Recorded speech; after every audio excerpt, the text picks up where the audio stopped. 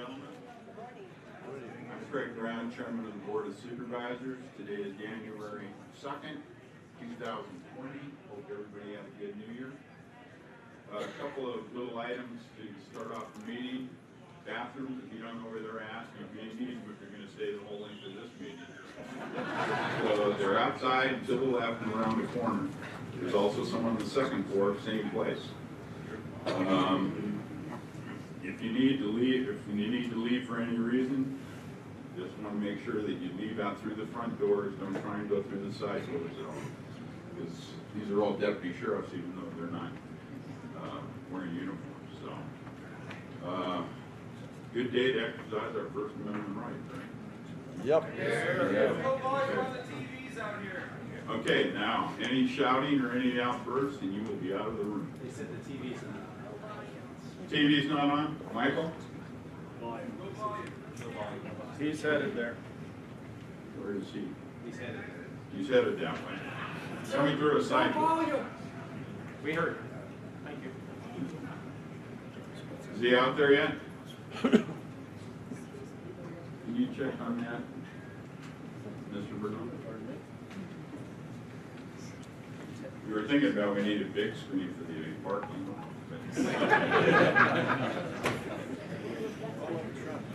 We welcome you all here, and with that, I'm going to move forward so we can get going. And ask that we're going to have the invocation and pledge of allegiance by Pastor Scott Mitchell from the church next door here in Prescott. Pastor.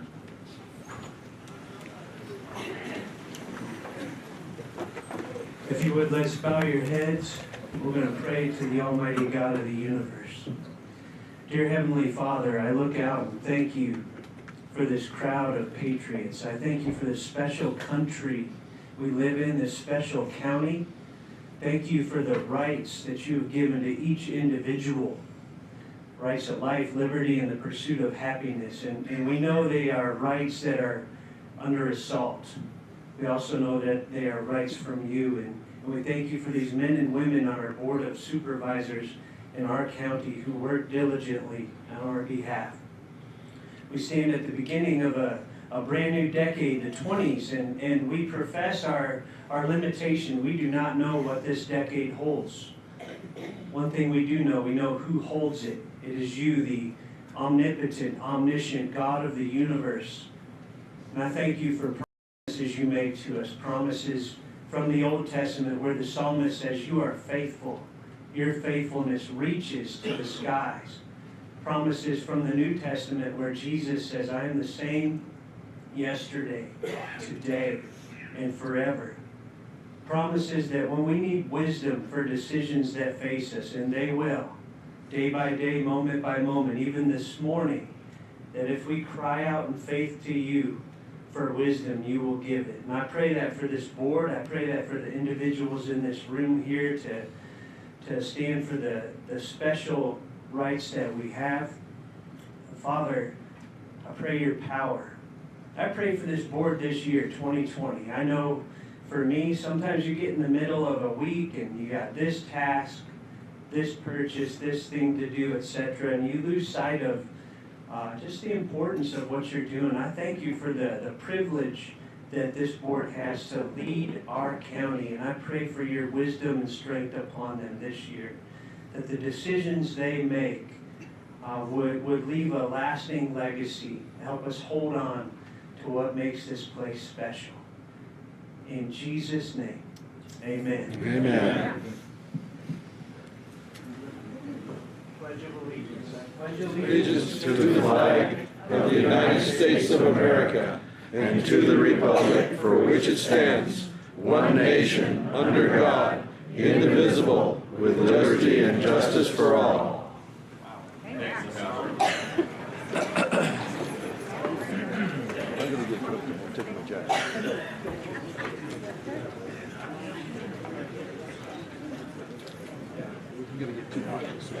Oh boy, taking your jacket off, you're ready. Madam Clerk, will you read the roll, please? Yes. Chairman Brown. Here. Vice Chair Garrison. Here. Supervisor Simmons. Present. Supervisor Thurman. Here. Supervisor Mallory. Here. You have a quorum. Thank you. Okay, at this point, we're gonna call to the public as something that is not on the agenda. So if you have somebody, do we have any for call to the public, not on the agenda? It's on the agenda. It's right here. Excuse me, do you want to wait? I'm just clearing you up, Mr. Chairman. To make it very clear, I mean, I'm talking about the call to the public. I'll move the supervisor reports in a second, okay? No, it's right here. Yeah, no, he said he's going to move to go to the call. Okay. Is there anybody here for call to the public would be an item that's not on the agenda? I see no hands. Are there any green sheets, do you know, Ms. Clerk? No, I do not have. Okay, then we'll move on to supervisors' reports and administrative reports. Mr. Bernone. Chairman, members of the board, I'll be brief. On the 20th of December, a group of staff at County Administration, County Attorney's Office, Finance and Facilities met with your underwriter and bond counsel regarding the bond issuance. We went over some of the information that they would need. We've already actually provided that financial information back to them for the development of the preliminary official statement. We anticipate bringing probably on the 19th of February, resolution authorizing the issuance of obligations, and in April you should close on the funds available for construction. That's all I have for you.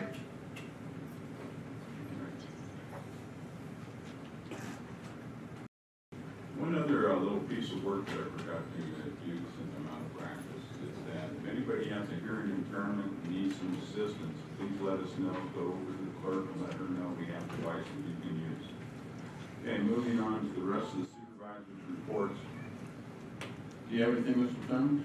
No, you know, it was kind of a slow week as far as government went. It was Christmas, it was New Year's, and so I'll turn my time over to Supervisor Simmons. Thank you. I just have a few things. Those of you who woke up early this morning trying to figure what national day it is, today is National Buffet Day. It's also National Cream Puff Day. I know that relieves a lot of tension. Many of you showed up so you can find that out. I just want to make one point of fact that to all of you to keep in mind before you try to hang us. 4 out of 5 supervisors up here have CCWs. So,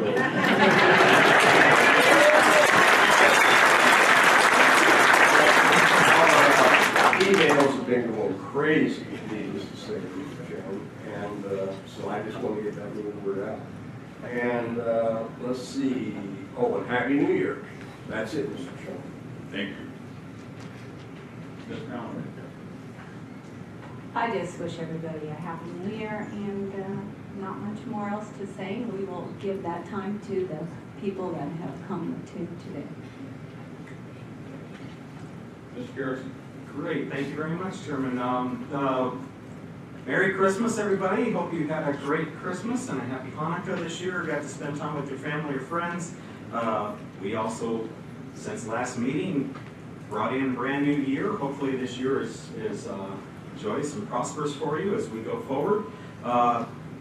It's going to be an interesting year. We're in an election year, so get used to campaigning. Also, in the Cottonwood crowd, we have a great turnout, better than typically our meetings in the Verde. I'm glad to see you all here this morning.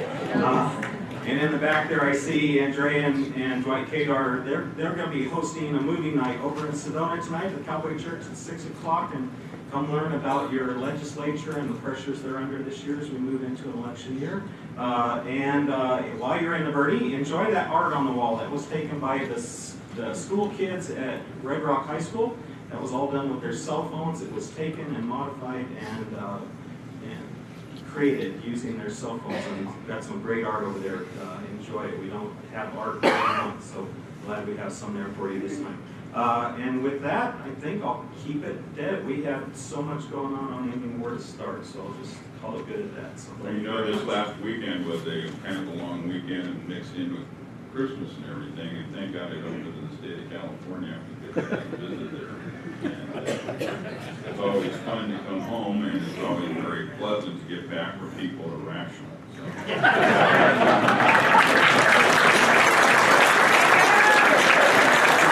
However, I will say this, even though I was in California, y'all kept me busy reading emails, so I got over 300 plus, I believe. So anyway, thank you for responding and giving us the information, and everybody, thank you for what you put in, the time and effort you put in those emails too. Some of them are pretty lengthy.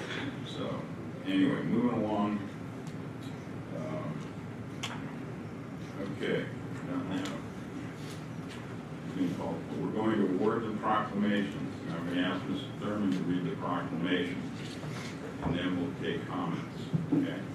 It'd be my honor, Mr. Chair, as a card-carrying American Legion person and member, and my family started at the Battle of Bull Run in the Civil War, all the way through to multiple uncles having Purple Hearts and having a grandson right now, actually in the 1st Cavalry in Germany. So, supporting the Second Amendment of the Constitution of the United States. Whereas the Board of Supervisors met in regular session this 2nd day of January 2020.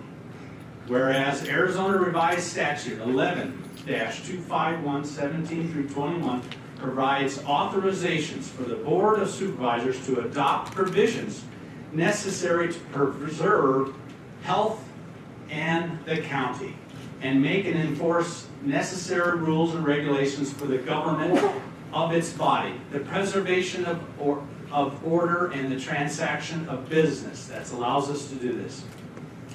Whereas the Second Amendment to the Constitution of the United States, adopted in 1791 as part of the Bill of Rights, protects the individual right of the people to keep and bear arms.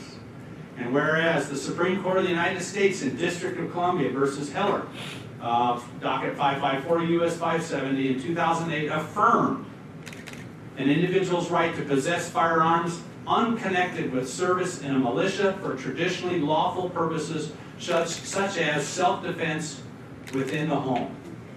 And whereas the Supreme Court of the United States in McDonald versus Chicago, docket 561 U.S. 742 in 2010, affirmed that the rights of the individual to keep and bear arms as protected under the Second Amendment is incorporated by due process clause of the 14th Amendment and therefore applicable against the several states of the United States. And whereas Article 2, Section 26 of the Constitution of the State of Arizona provides that the right of the individual citizen to bear arms in defense of himself or the state shall not be impaired. But nothing in this section shall be construed as authorizing individuals or corporations to organize, maintain, and employ an armed body of men. And whereas the members of this board took an oath to support and defend the Constitution of the United States and the Constitution and the laws of the state of Arizona. And today hereby affirm our commitment to that oath. Now therefore be it resolved that the Yavapai County Board of Supervisors, by the authority granted by the laws of the state of Arizona and the people of Yavapai County, Arizona, do hereby reaffirm the commitment of the Yavapai County Board of Supervisors and its individual members to support and defend the rights and liberties of citizens of Yavapai County as guaranteed by the Constitution of the United States and the Constitution of the state of Arizona. Be it further resolved that the Yavapai County Board of Supervisors affirms its commitment to support and defend the rights of citizens of Yavapai County to keep and bear arms as guaranteed by the Second Amendment to the Constitution of the United States and the Constitution of the state of Arizona. Be further resolved that the Yavapai County Board of Supervisors encourages all citizens of Yavapai County to support and defend their right to keep and bear arms as guaranteed by the Second Amendment of the Constitution of the United States and the Constitution of the state of Arizona. And witness thereof, Chairman of the Board, on behalf of the Yavapai County Board of Supervisors, sets his hand this day on the 2nd of January 2020. And I just got to add one more thing. If you don't know it, the chairman this year, Supervisor Greg Brown, is an airborne ranger during the Vietnam conflict. He is lucky to be here.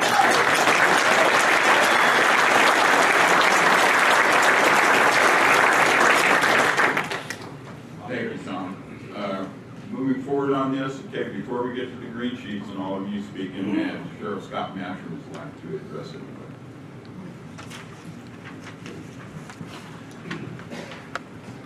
Well, good morning, thank you. I don't want to offend the board, but I'm going to face the people. I hope you don't mind that. Happy New Year. It's, first off, it's an honor to be the first one to start this off today. I think that's very fitting for me to get up here and talk about the Second Amendment, because I've made some pretty clear stances on what I believe. And for me, the Second Amendment is very important, but I really don't think that's why we're here today. I think it's the Constitution is why we're here. And I hope you agree with that, because the Second Amendment is part of the Constitution. The right for you to be here and assemble is part of our Constitution. For you to get up, even though you have to fill out a green sheet, but to get up and to say something, the freedom of speech is part of our Constitution. The media, the transparency, it's all part of that. That's the foundation of our country. That's the future of our country.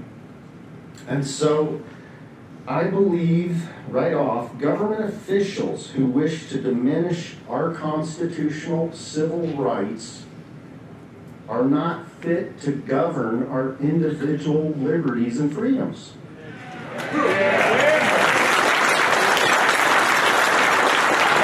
I believe they're looking out for the people. And in this country, the government is for the people, or is supposed to be. I also want to thank the veterans who are here and the active military. I know Craig, as Supervisor Thurman said, Craig was a Green Beret in Vietnam. Mary Mallory's son is in combat role in Afghanistan. I know many of you here from the military. Thank you. I can't imagine we have people that want to change our Constitution after all have defended it from the military, and even those who've made their ultimate sacrifices.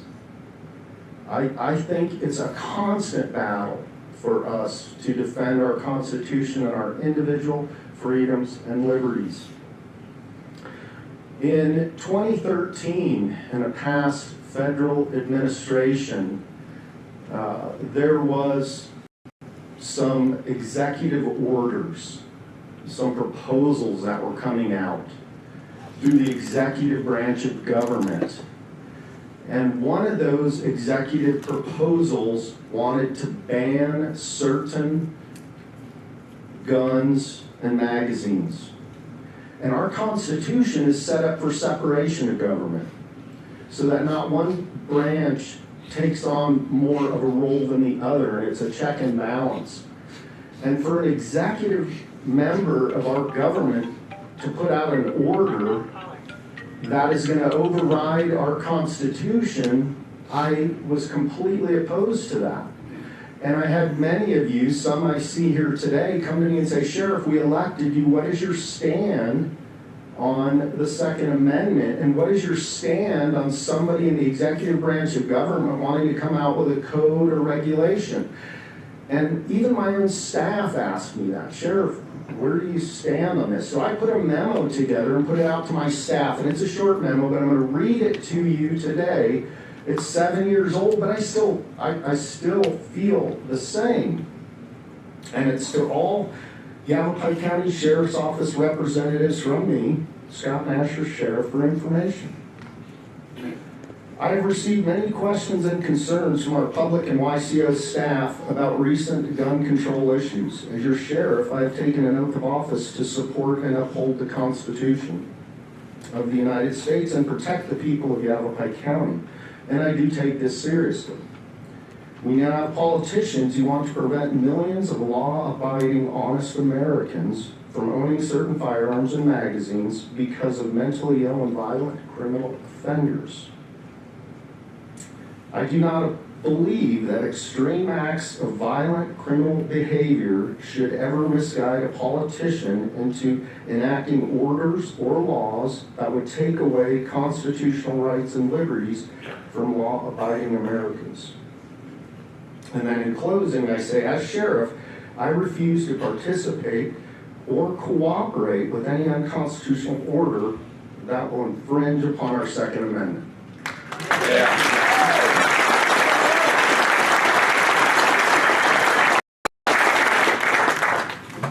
So I think I made it pretty clear where I stand on your Second Amendment issue on the Constitution. And I'm retiring in 12 months, but I'm not going to change my opinion in 12 months. That will stay the same, believe me. So saying that, now I'm going to turn around and address the board. So I don't mean to offend you. Good morning, Mr. Chairman, and again, thank you for your service. Tom, all of you, Mary, your families, what you have done defending our Constitution. I know in you it can be tough being elected.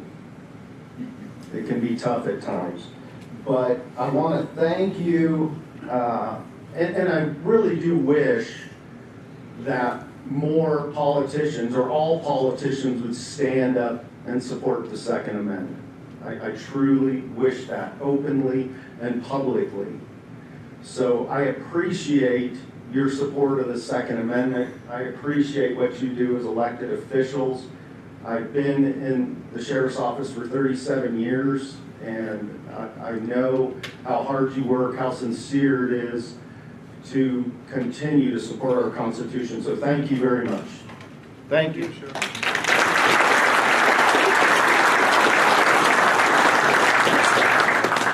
We have a representative here today, Penny Pugh, who's a representative for Mr. Congressman Gosar. If you'd like to address. Thank you, Chairman. Disappeared. I didn't see where you went. I was sitting in my assigned seat. So thank you, Chairman Brown, members of the board. In December, when we went to Cottonwood for the meeting, Congressman Gosar was not able to go and sent a letter. I would like to, for those that may have missed some of that, I'd like to read some of that. Thank you for giving me the opportunity to address the issue of our God-given right to self-defense. Our founding fathers were brilliant people who understood that every person has a right to defend themselves, their families, and their country. The right to self-defense can involve the right to defend against violent criminals. It can also mean the right to defend our communities from an oppressive government. History teaches us that both of these events occur, and the people have a right to be ready when and if they do. I voted my support to the Mojave County supervisors when they passed a similar resolution. Here is why. There are people in Arizona and in Washington, D.C. who truly want to stop Americans from being able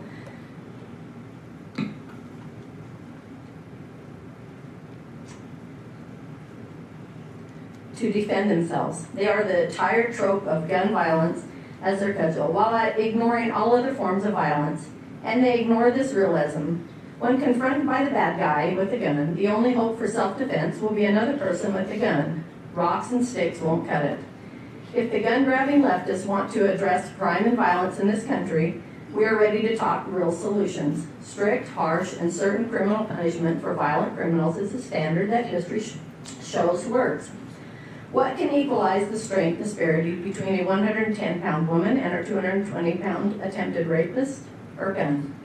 What can equalize the strength disparity between a 75-year-old retiree and the two youthful thugs entering a residence for a home invasion? Her gun. The list is endless. Self-defense is necessary, and it is our right. Today we face aggressive, loud, and irrational people who want to ban guns and leave gun ownership only in the hands of the government. The same government they complain is racist, oppressive, unfair, incompetent, and overbearing. The same government they claim shoot unarmed or innocent people. These gun-grabbing leftists are well funded by billionaires and oligarchs. These billionaires live behind gated communities protected by armed guards and travel with armed guards and bulletproof vehicles. They pay for their security but want you to be helpless. They can push off. In its current form, Star does not support this proclamation. All this says is the United States has a Second Amendment and that the supervisors support that in the abstract. In light of sustained and well-funded attacks on this right, and in light of promises by some politicians to confiscate self-defense weapons and ban private ownership of guns, this proclamation is meaningless. I encourage the board to go back to the drawing board and focus on how so-called red flag laws will impact law-abiding citizens. Focus on the efforts by many to ban guns and confiscate guns. What the people need to know is whether the board will help take away guns or reject those efforts. Thank you.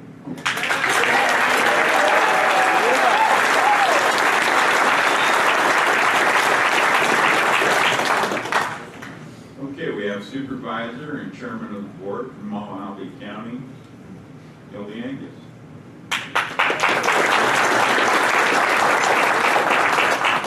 Good morning, everyone. Chairman Brown, Supervisors. First, I have to correct you. As of yesterday, I'm no longer the chairman.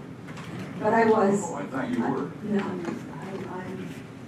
I'm just a regular supervisor from District 2. So, good morning. As most of you know, my name is Hildy Angus, and I've traveled here today from Mojave County, where I too am a county supervisor representing District 2, and thank you for inviting me here to speak. Last year, when I was chairman of the board, I decided to put forward a resolution to declare Mojave County a Second Amendment sanctuary county. Not only do I believe it was the right thing to do in our current political climate, but our constituents demanded it. On November 4th, the Mojave County Board of Supervisors passed that resolution unanimously, and thereby declared Mojave County the first Second Amendment sanctuary county in Arizona.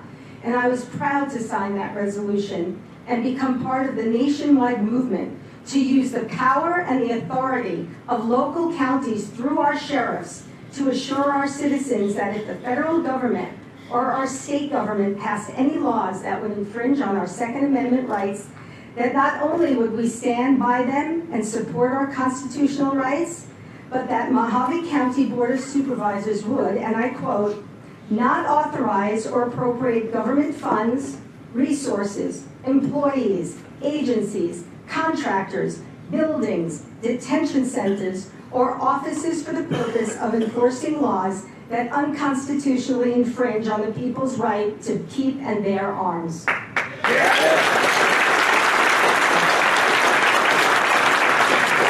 Send that resolution to Chairman Brown, and I was so looking forward to hearing that Yavapai County would be the second county to declare themselves a sanctuary county. So I was very disappointed to read the proclamation that is before you today, which bears little resemblance to the one Mojave County voted on.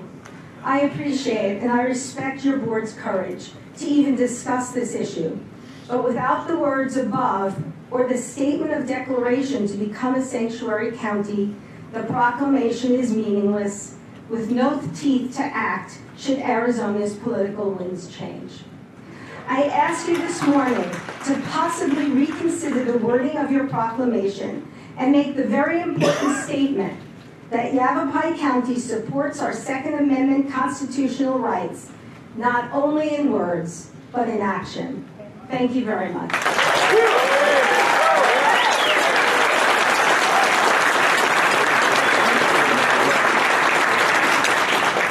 We also have Supervisor Kalma from Mojave County. Is he here? I'm not a supervisor. Oh, that's what they indicated. No. You want to speak? Go ahead. Yeah.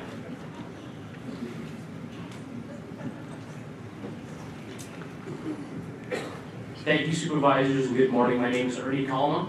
I'm with the group Mojave County for the Second Amendment. On November 2nd, 2019, Mojave County declared sanctuary status for the Second Amendment. Mojave County for the Second Amendment worked with Supervisor Hildy Angus on having her propose this resolution and movement. And now our goal is to reach and influence other counties to adopt this resolution is moving forward. But I am disappointed in the watered-down version that this proclamation does not declare the Second Amendment sanctuary county or other important details that the resolution addresses. Gun control isn't about guns, it's about control. And the right to bear arms isn't about the arms, it's about the right. The protection of the individual liberty is absolutely the job of the government, but is not exclusively the job of the government. It is foremost the job of we the people individually, as local communities, and collectively as a nation. Well-enforced laws can deter crime, but even the best police and prosecutors in the world cannot eliminate crime. Therefore, the first defense against criminal threats to our persons and property is ourselves. And that's why we have the right, a right granted by God and protected by the Constitution to arm and protect ourselves. I am not going to beat around the bush. The Democratic Marxist socialists who want to end the Second Amendment want to destroy the Constitution. They have hijacked the liberal term. Classical liberals believe in ideals of freedom of individuals, ideals of voting rights, and other types of things. Look back at Stalin, Hitler, Mao, Pol Pot, and Castro. What did they do? They created a climate of fear. That's what the Democrats are doing here, is creating a climate of fear, and the reason for creating a climate of fear is to silence all of us in this movement. They want to make us feel less than, and if we speak up, we will be attacked. But guess what? If you speak up, you will be attacked. Let's remember our founding fathers at Lexington and Concord. They did speak up and they were attacked. They fought back and they were victorious, and we can be victorious today if you adopt the Mojave County resolution instead. We need to send a message to them and let them know this is our nation, and this nation wasn't founded under the principles of Karl Marx and Frederick Engels. This is a nation founded on the principles of George Washington, Thomas Jefferson, and Jesus Christ. And if you believe in these principles, you will vote to adopt the Mojave County resolution version instead. Thank you.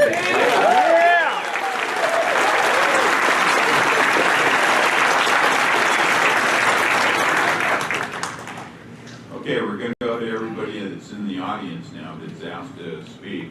Now, if you're going to speak, please remember, if you're going to say the identical same thing to the person in front of you or that's already preceded you, please cut it very short, all right? Because otherwise we're going to be here. First, I'm going to start off with Ms. Sherry Hanna. 2 minutes. 2 minutes.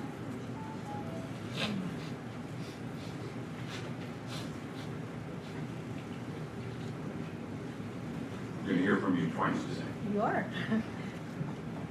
I'm going to follow Sheriff's Master's lead and talk to Sherry, people. Sherry, you're going to have to address the board. Oh, Thank you. okay. Okay, thank you. Good morning, Chairman Brown, Vice Chairman Garrison, and members of the board. And good morning, everyone. Thank you for being here. As a candidate for the Yavapai County Board of Supervisors, District 1 in 2020, and a proud member of the Well-Armed Women here in Yavapai County, shooting alongside many women that are here in this audience today, you can be assured, as your supervisor, I will do everything in my power to preserve, protect, and defend our Second Amendment rights for the people of Yavapai County. And as your supervisor, I would vote to amend this proclamation to declare Yavapai County as a sanctuary Second Amendment county. Thank you very much.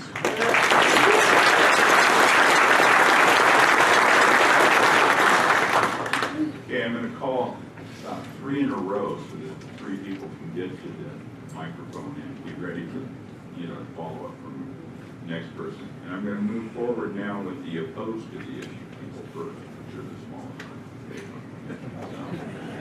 So, I'm going to take a moment. So, this is Patty Willis. Patty Willis.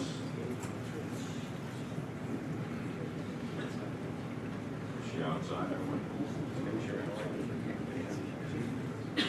Patty Willis. Going, gone. Okay, Constance Slatton. Is Constance Slatton?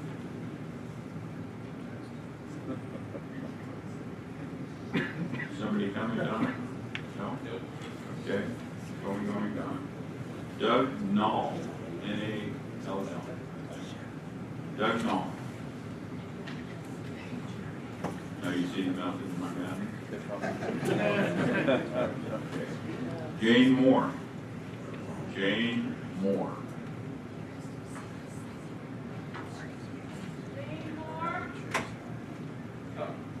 She's coming? Jane Moore's coming. Okay. We'll wait for her. And Tricia Powers. Patricia Powers.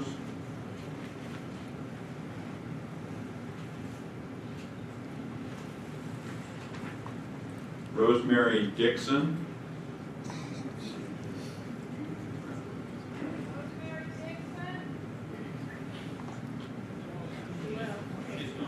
While we're waiting for the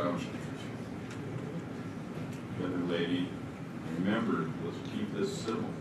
Everybody has a right to speak, whether you agree or not.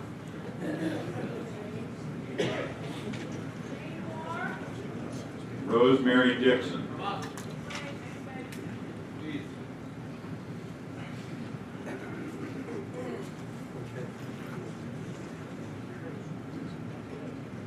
When you come up, ma'am, please identify yourself for us, please. Good morning. Thank you for the opportunity to speak. I'll be very brief. I know there are lots of people here who want to speak. My name is Jane Moore. I'm a citizen of Yavapai County, and I would just like to say that I do not believe there's a need for a proclamation. We have the Constitution. We have the Second Amendment. We're part of this entire nation. There's no need for us to do a proclamation about that any more than there is for any of the other amendments to the Constitution, which I strongly support. Thank you.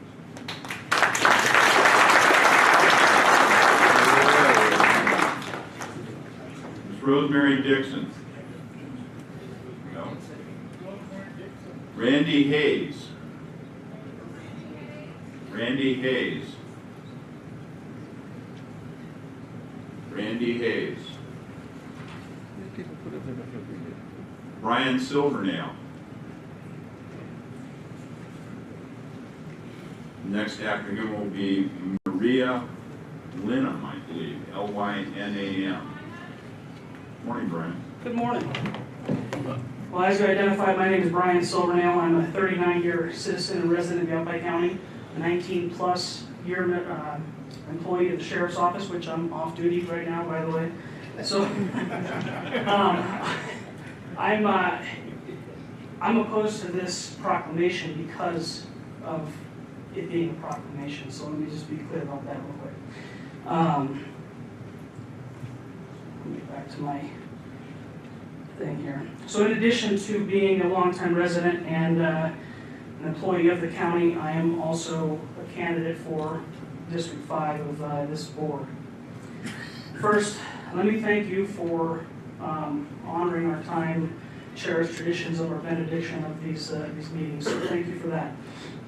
While I acknowledge that this board has many responsibilities, I 100% believe and stand behind the fact that this board's main role is to represent their individual constituencies. Based on the public outcry about this topic and the turnout of this meeting, it is apparent that the citizenry does not feel that they're being represented well in this matter. I've read Yavapai County's proclamation, and while well written and eloquent, it's essentially restating what you've already sworn to in your oath. I agree with the public outcry that this proclamation lacks teeth. On the other hand, I've also read Mojave County's resolution, which you are being asked to adopt here today. I believe that the most contested piece, which is the last paragraph that the representative from Mojave County read, as I read it, it allows the board to meddle in the operation of the sheriff, the county attorney, and other elected officials. I don't believe that that should be something that the board can do. Therefore, as a longtime citizen and employee of this county, and as a candidate of this board, I ask you to upgrade your proclamation to a resolution. Further, I ask that your resolution be limited to the powers that this board actually possesses. I'm a large proponent of not only addressing the problem, but being a part of the solution. That being said, I offer some suggestions of what I feel this board can and should consider. I'm sorry? Time's up. Well, thank you for the time.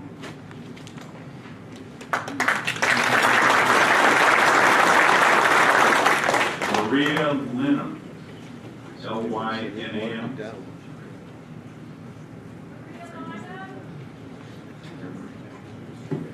Next person up after her will be Isabel Cercedes, I believe it is, Cercedes.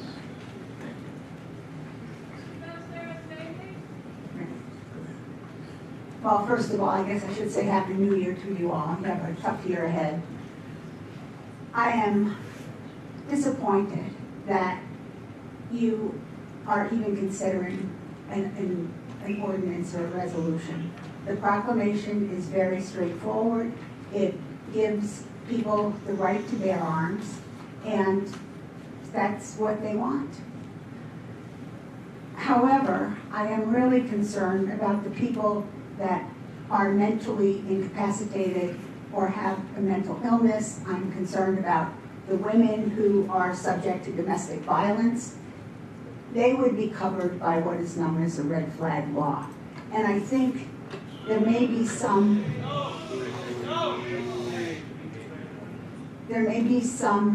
misconception about what that is.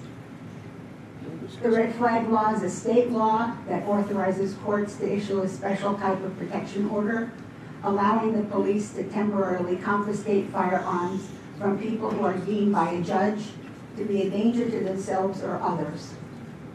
Often the request of the order will come from relatives or friends concerned about a loved one who owns one or more guns and has expressed suicidal thoughts or discussed harming others.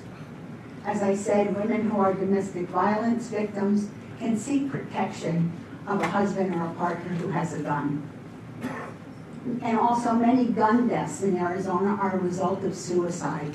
The last statistic I could find was from 2017, and 75 people died of committed suicide by gun in this county. Okay. Thank you. Anyway, one last thing. I hope that you, as the Board of Supervisors of Yavapai County, form a nonpartisan commission to work together on common sense gun control that will protect all of us. Common sense, boom. And let me just say one more thing. I am not as... Time's up. Time's up. Out of here. It's very disconcerting walking into a meeting such as this, being called a socialist and other names. That makes no sense. We are all citizens. We all have the right to speak. And Thank you, Marie. Go away.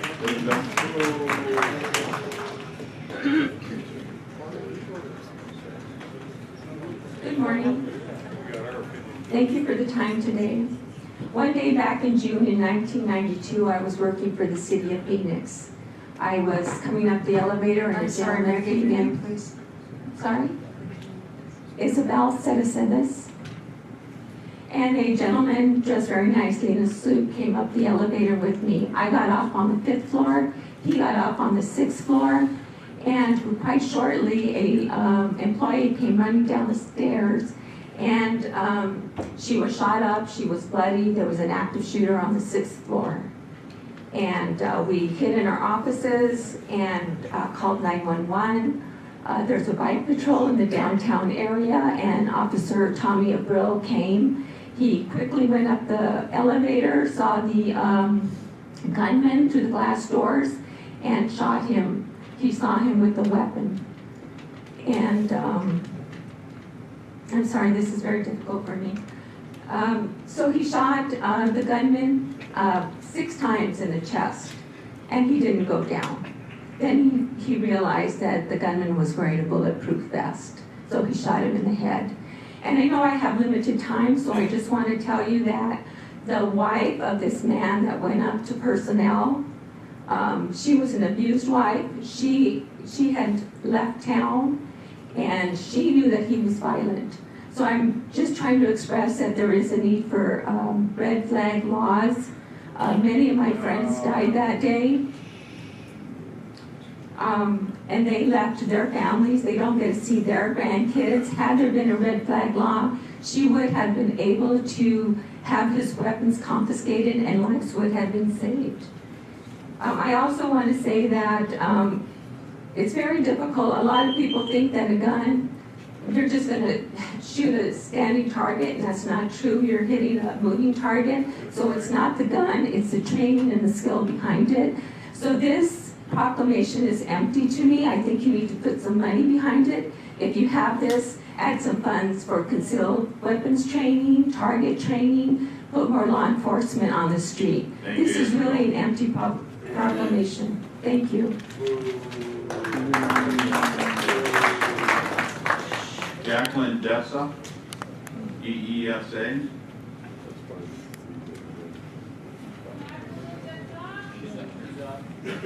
Good morning. Thank you for hearing me. For the record, your name, please. My name is Jacqueline Dessa. I want to say that every country needs sensible and responsible gun laws. The reality is that our country needs responsible and sensible gun ownership by folks who not only know when to use guns, but they're also trained. Putting out a proclamation without asking for any responsibility is irresponsible in itself. I ask that you edit language in the proclamation to read, be it further resolved that the Yavapai County Board of Supervisors encourages all citizens of Yavapai County to support and defend the entire Constitution of the United States. Thank you very much. Charlie Gullen, I think, or Goulet? Charlie Goulet. Gullen. Gullen, I'm sorry.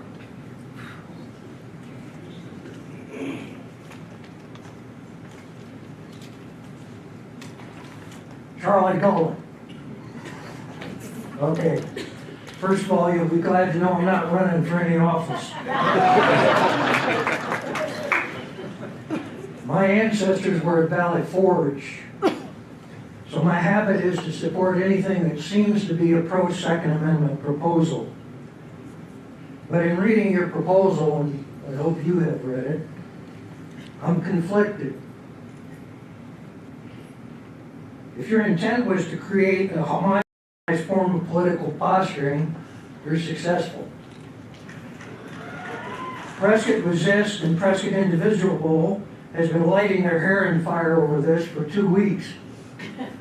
The firearms rights community is sending about 186,000 emails per second. But in fact, there's nothing in here that really, as in Mojave County, specifically restricts funds from destroying the Constitution and the Bill of Rights. And that's problematic. And I might just mention, as others have, you left the word sanctuary out.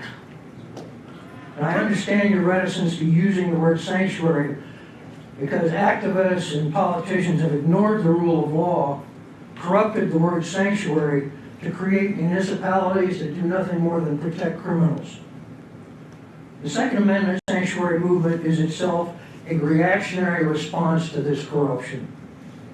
The whole point of adding the word sanctuary in a proposal like this is to take that word back into the language of liberty. The idea is to have a resemblance to reason to the idea that taxpayers in Yavapai County will not have their money spent on corrupting the Constitution. I urge you to table this travesty and come back with something that says sanctuary and limits funds to the corruption of the Constitution.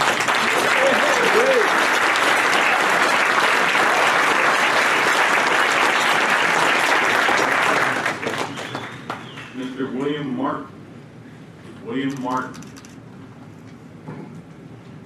Matthew, I think it's Crook.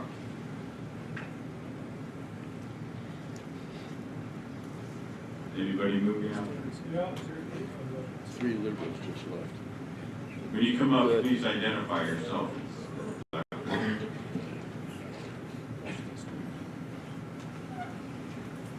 William Martin? Yes, William Martin. Thank you for having me. Actually, I didn't expect to get here so soon. You got lucky. Yeah. I like to call myself a political refugee from another state, one right next door, which is California. Born and raised there, and saw it torn up over the years, my wife and I both. And we decided we had to leave. I chose Arizona because of the Second Amendment is so strong here. It is the #1, and you guys know it. All of you know it, right? And I'm so happy to see everybody here who's pro-Second Amendment. I don't want to disparage the people that aren't comfortable with guns or get very emotional when bad things happen, but it happens all the time, everywhere, all the time, and we all know this. red flag laws are not going to stop people from doing what they do. They can do it anyway, anytime, with guns, knives, sticks, explosives, bricks, rocks, cars, and everything else. What I'm asking is that you guys pay attention to the original Second Amendment. We'll leave it alone like it is. Give us an opportunity to defend ourselves and defend our country, right? This is what I'm asking. Consider that. No red flag laws. Sanctuary state is fine, like the last gentleman said. Let's bring back the word sanctuary to truth. And let's keep ourselves safe, please.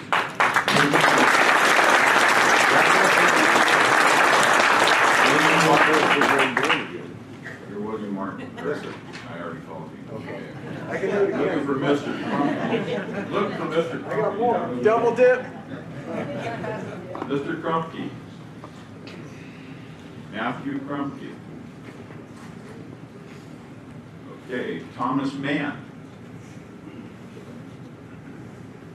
Thomas Mann. Anybody see anybody moving out there? Robert Shimizu, I believe it is. Robert Shimizu.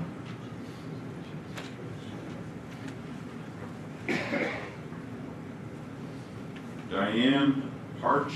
If I mispronounce your name, please excuse me. Diane Parch.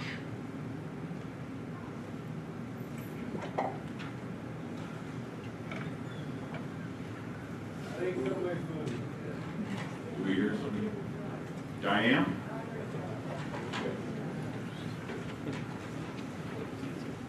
Ralph and Patricia Baker, and only pick one.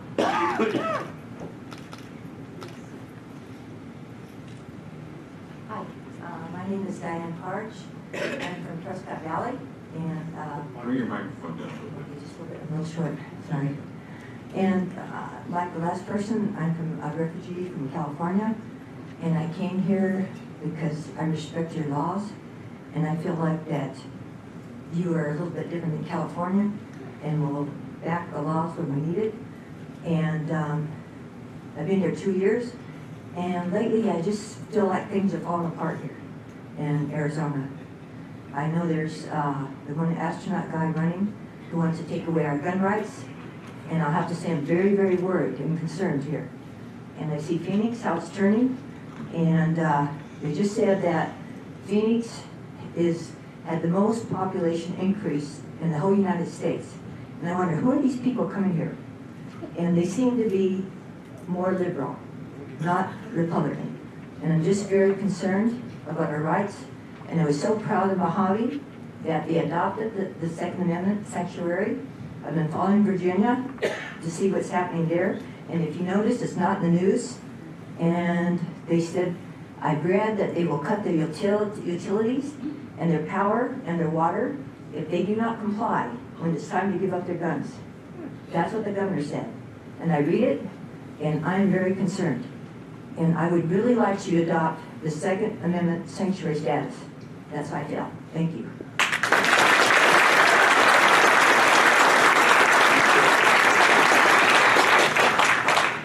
Patricia Baker. Yes. And on deck is Rizal Menuman, I think it is. Rizal Menuman. Go ahead. Good morning. Like a lot of people here, I'm a refugee from next door for a lot of the same reasons. You have to state your name. I'm sorry, it's Patricia Baker. And it's not even the same state I grew up in. Can't recognize it. We literally escaped. It's not like we came here to spread whatever. No, I couldn't wait to get out of there. We brought 3 sets of family with us. And I had read in the magazines for the last 2 years how Arizona had the #1 gun rights in the nation. And that's important to us. We're rural, we have livestock, and we need to be able to defend ourselves and our livestock. And these red flag laws, they don't require due process, And it's just scary to act like the Second Amendment doesn't exist. So I'm just asking you to kind of reinforce it here. And I understand where some people get the idea of sanctuary means all the bad guys can come here now. We've been trying to tell everybody that's not it, that's not the case. But if we could have firearms sanctuary county status, that would be great. The Mojave County people got in touch with me, and they said they sent their proclamation to you guys, and they said that they thought you were really interested in it. I asked them to send it to me. I haven't gotten it yet, but I hope you sincerely consider it because they got it done. Thank you very much. Thank you.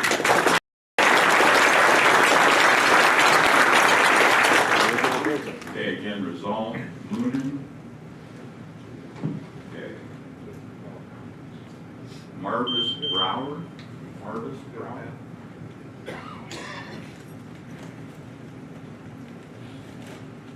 Anybody moving outside? Marvis Brower. John Emery.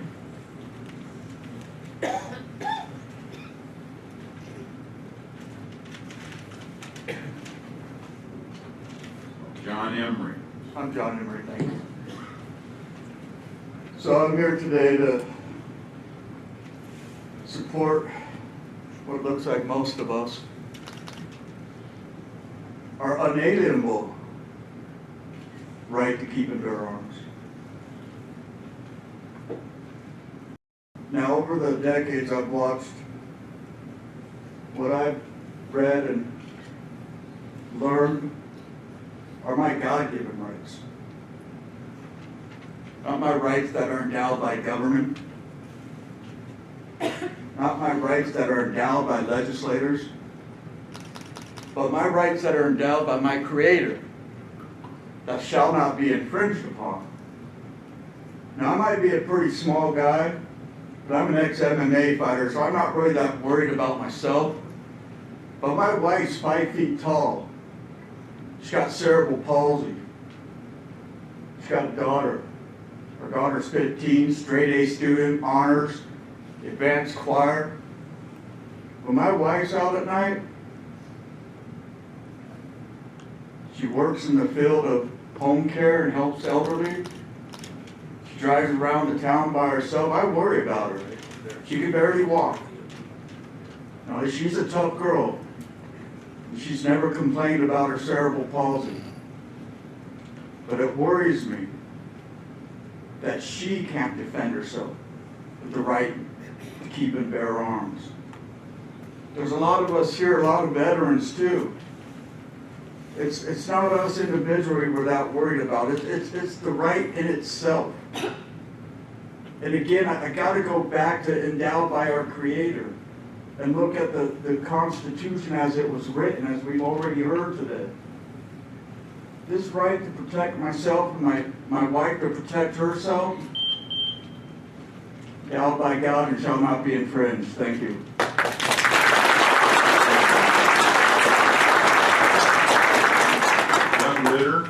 Doug Ritter. He's coming. After him is John Benson.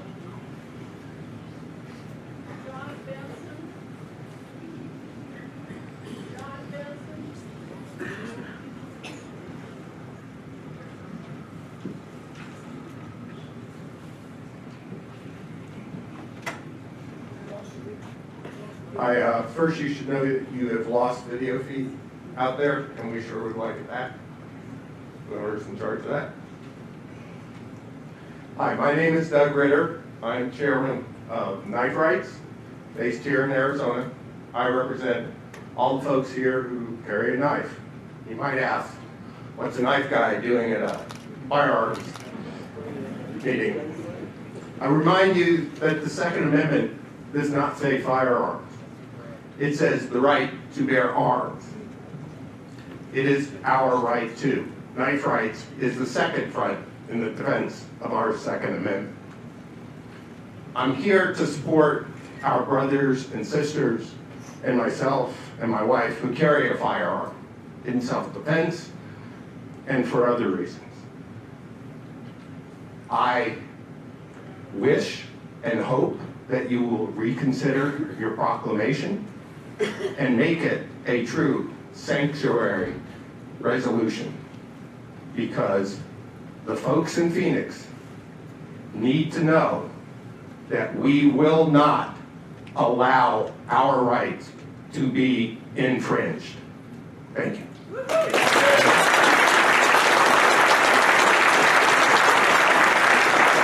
John Benson.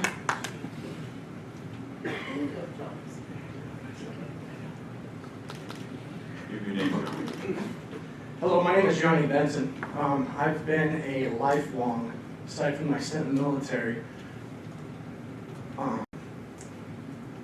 citizen of Yapa County.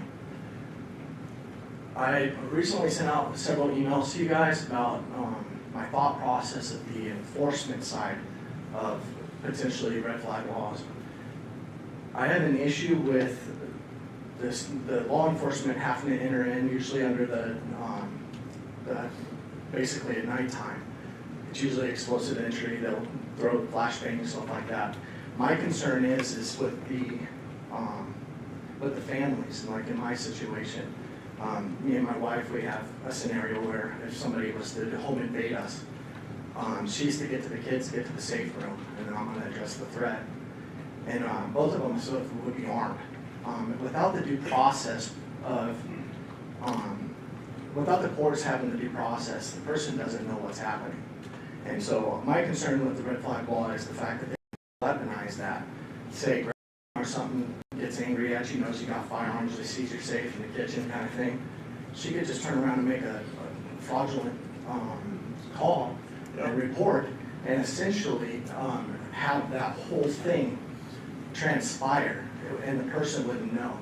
I'm concerned about the law enforcement agency and their safety, as well as people that are citizens. They're going to end up in a scenario where there's going to be loss of lives. Yep. And, if you guys could review the stats that I had sent to you guys, and that I'd be more than happy to provide it for you if you guys still don't have it. But I worked for Colonel Cooper when I started at 8 years old inside. And Colonel Cooper said that bad guys they don't fear the judge, they don't fear the jury, they don't fear law enforcement. They have to fear the potential victim. And so with that, I yield the rest. Maybe.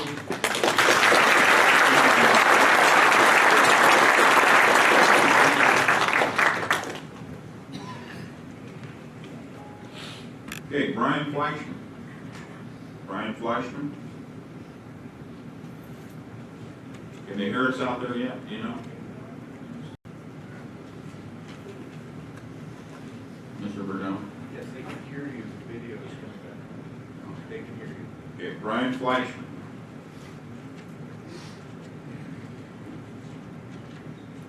Dave Ecavera. Looks like Ecavera. Daria. Dave Ecavera. Brian Fleischman. Gone. Okay. Greg Dust. Greg Dust.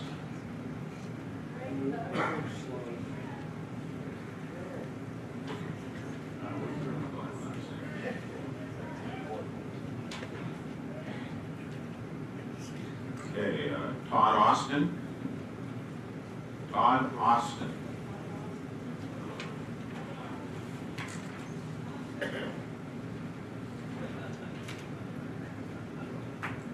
Bill Halvey.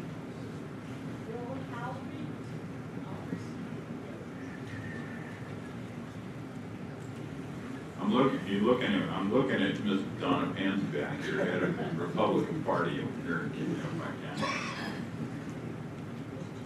Okay, Bill Halvey. Halvey.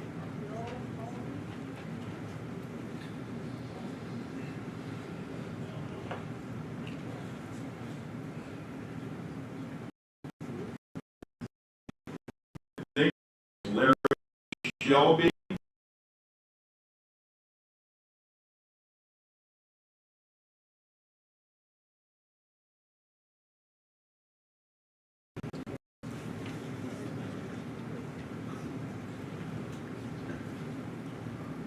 Anybody coming behind that name?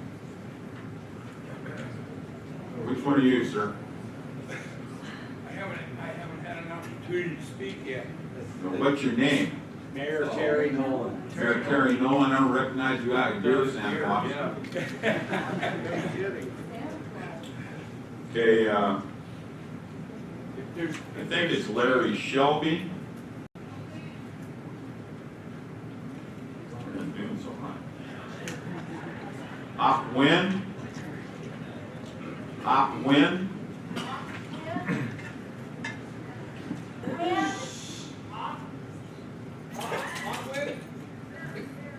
They're coming.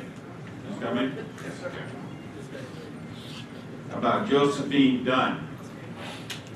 They called my name, it took a moment to get in here. What's your name, sir? Matthew Krupke. Okay, Matthew, go ahead. Members of the board, my name is Matthew Krupke. I'm a local business owner and practicing attorney here in Great Arizona. When I'm asked about my position on the right to keep and bear arms, I think of a question posed by fellow attorney Chris Ann Hall. And the question is, do you trust those in government, now and forever in the future, to not take your life, liberty, or property through force of government? Human history compels me to answer no. And for this reason, I do appreciate the board's decision to affirm their oath to uphold and defend the Constitution of the United States of America and the Constitution of Arizona. Additionally, I do strongly encourage the board to go further by counting as a Second Amendment sanctuary county. Thank you for your time.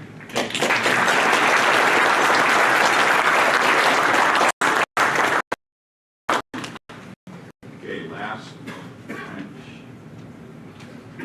Are you coming in? What's your name? Josephine. Josephine.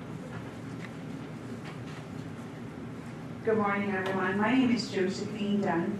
I'm a realtor here in town. I'm in beautiful Prescott, Arizona, but more importantly, I just want to turn around and show everyone my face. I am a survivor of domestic violence.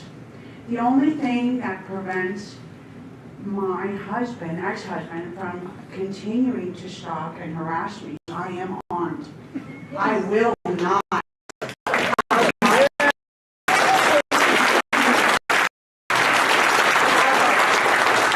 My husband had 4 restraining orders against him and they did not stop him. Policemen did not stop him. Sheriffs did not stop him. Prison did not stop him. What stops him is he knows I will shoot him.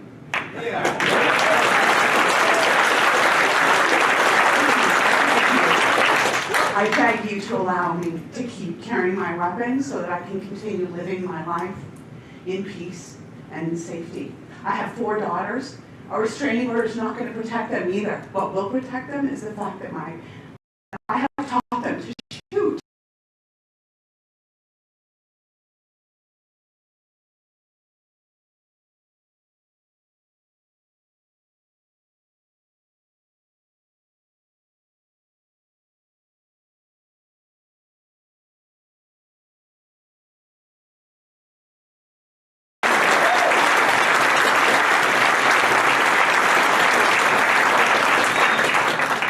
Mr. Wynn.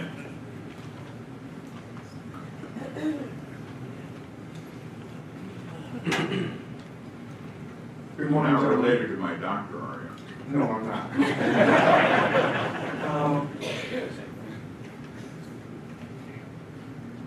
It's a sad thing that I have to be here.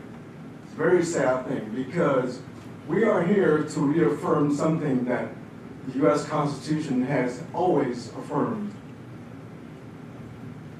How did we get here? We got here because there is a threat against the Constitution. As an immigrant growing up, since the age of 12, I can tell you, I have slept on the floor and underneath my floorboard as all mine, and a grenade underneath it. Okay? And I've never shot anyone. For those of you who are concerned that people who carry guns are more prone to shoot others, that is not true. We are law-abiding citizens.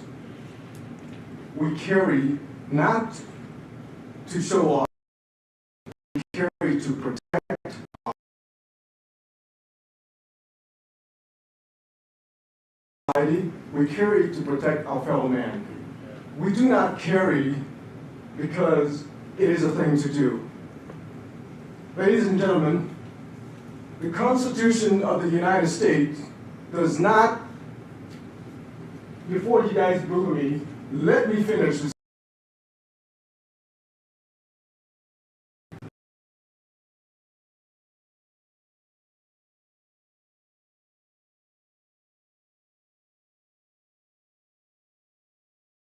To carry, but the duty to carry, because it says that there is a duty for every citizen to be a balance of power against a tyrannical government. Yep. So therefore,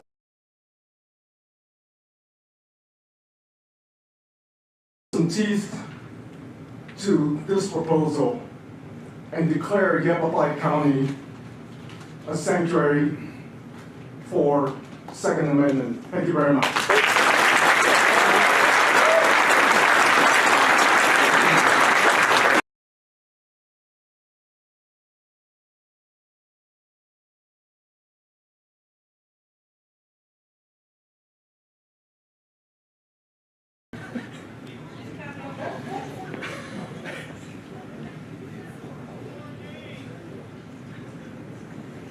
David?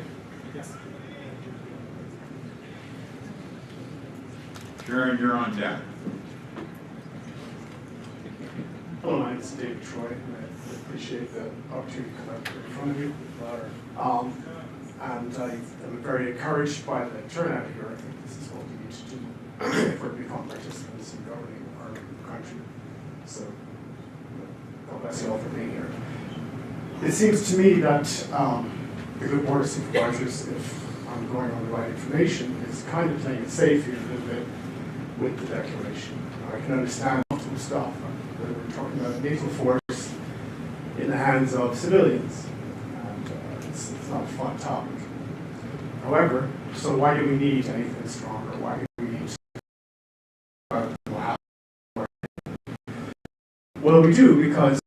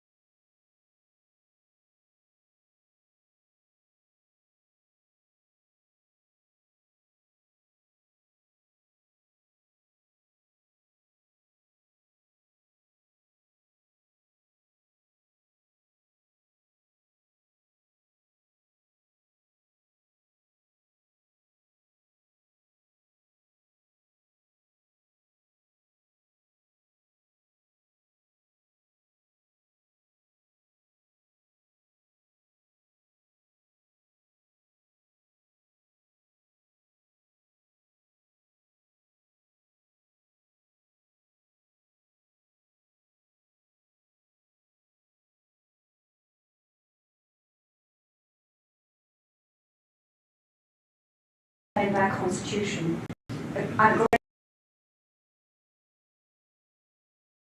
So jumping straight in here, the red flag law is unconstitutional.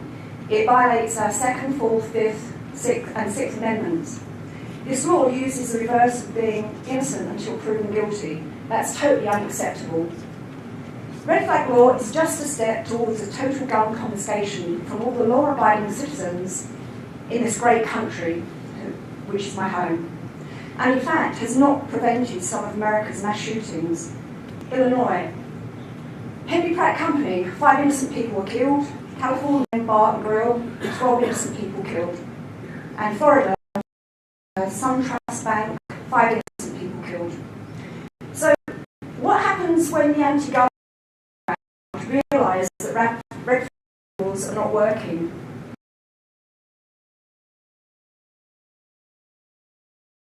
slope, as been shown with the abortion law, where it started off to help women in ill health or had been raped, and now it's morphed into abortion on demand and sacrificing the babies after their birth. Yep. We must not lose our Second Amendment. By default, if we lose our Second Amendment, we lose our First Amendment, i.e. freedom of speech. Recently, a released terrorist in London stabbed to death 2 innocent people that were trying to stop the attacker having no weapons. 2 quick-thinking guys rushed into a building and they grabbed a fire extinguisher and a narwhal tusk to subdue the attacker. I had to Google what a narwhal tusk was. Wrapping this up, bad people will always kill if it's in their intent. If they can't use guns, they will use knives, machetes, trucks, aeroplanes, cars, you name it, they'll use it. Red flag law is just a step towards gun confiscation that penalises law-abiding citizens and render them vulnerable. Bad people will then have just many more victims. I ran out in the middle of nowhere. Okay, can I just finish off by saying, that happened to our Second Amendment, and so therefore I expect our supervisors to make Yavapai County a sanctuary county to protect our very, very precious.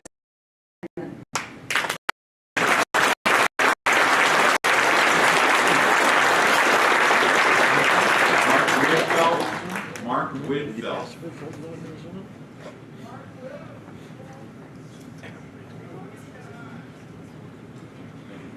Okay, second would be Peter Gamble.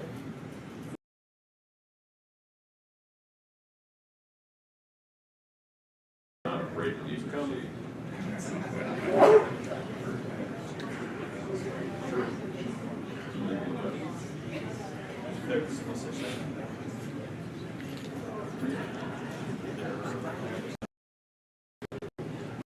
He's got to give out. Thank you for your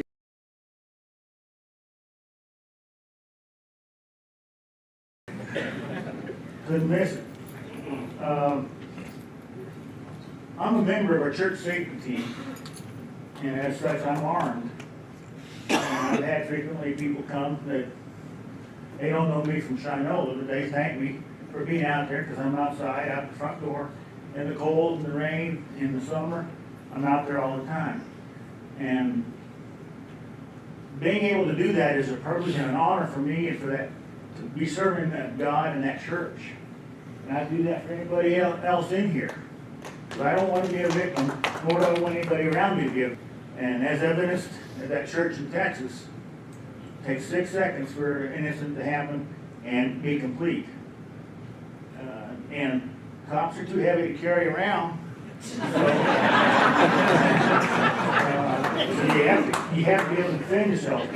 But you got to put some teeth into your proclamation to make this a sanctuary so people understand that good people carry guns and let the bad people start wondering who's carrying a gun for once. And if more of them think that they don't know who's carrying, then they'll probably behave themselves a lot better than they do now. And the sheriff's job will be a lot easier. A little investigations, but we'll be able to take care of ourselves if you let us. But you put some teeth into this resolution you have, this proclamation, make it a sanctuary county and not something with just a bunch of verbiage in it that really doesn't hold any weight at all. Let us do our job, let us protect ourselves, our family, our friends, and our county. And with that, thank you, Sheriff, and thank you all.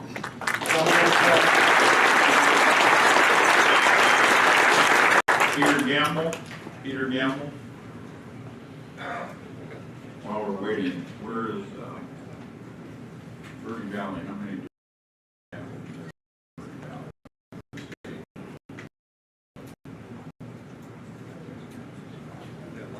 Bergen Valley, can you hear us all right? And Trey, are you coming up? How many do you have over there would like to speak?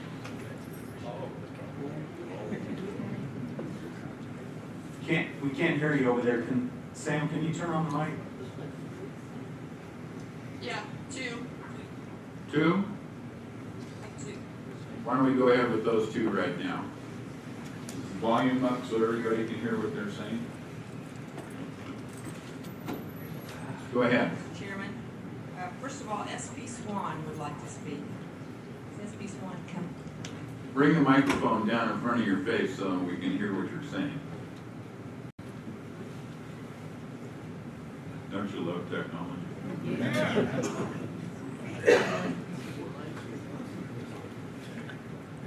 Bring the microphone down, ma'am, if you would. More? Is this better? That's a little better, but you're going to have to speak up. How about this?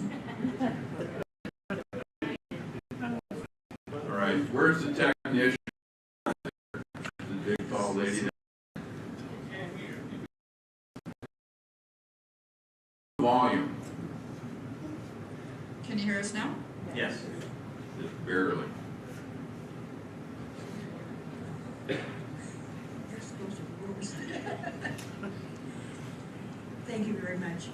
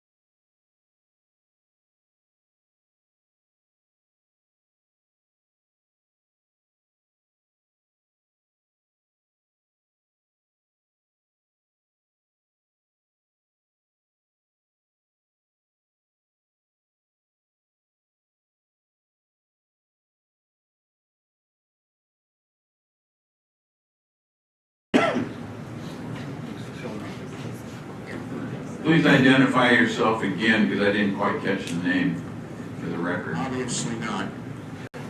My name is Dr. Bill Chakis. I spoke to you on the 18th. I'm a retired educator, athletics coach, sports writer, reserve deputy sheriff in the city of New York.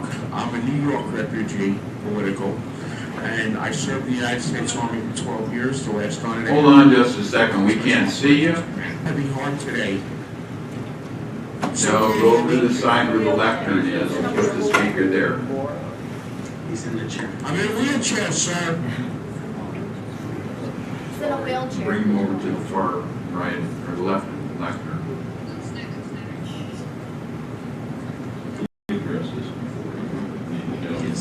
There you go. Good.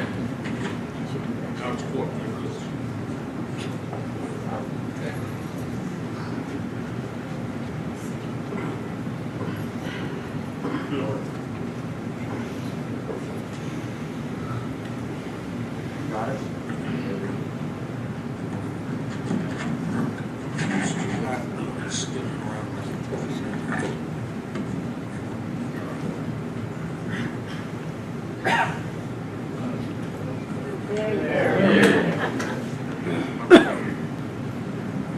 Can you hear me now? Yes, sir. Speak up and into the mic, though. Can you hear me now? Now you can hear me. Mazel tov. Free start the clock on me, I'd like to thank Supervisor Mallory for reaching out to me after the last meeting. As it turns out, my uncle rescued her father from the Cabanatuan prison camp in the Philippines. He was a Sixth Ranger. So, to this date, that still is the most successful rescue mission in the United States military history. Now you can start the clock on me. As I said to you on the 18th, my name is Dr. Bill Chakis. I'm a veteran, I'm a retired educator and sports writer, and I'm a former Reserve Deputy Sheriff in the city of New York. I also help run the Yavapai County Preparedness. I run the Verde Valley section. Several of our members are here today, as well as Cheetah Valley members in the audience over there. And I'm a member of Arizona Citizens Defense League. I have a heavy heart today because you took the teeth out of this resolution, as many of us have told you. So I am imploring you to put the word sanctuary and put the teeth back into this resolution, and even go so far as to make it a standing ordinance that no county resources will be used without due process to take away people's firearms rights. And lastly, because I know you shortened everybody's time today, I'd like to remind you that you're elected officials. Just like you were voted in, you can easily be voted out. And some poor $1,000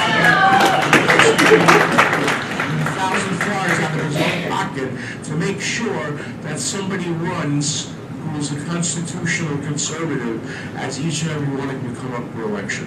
God bless you and have a good day.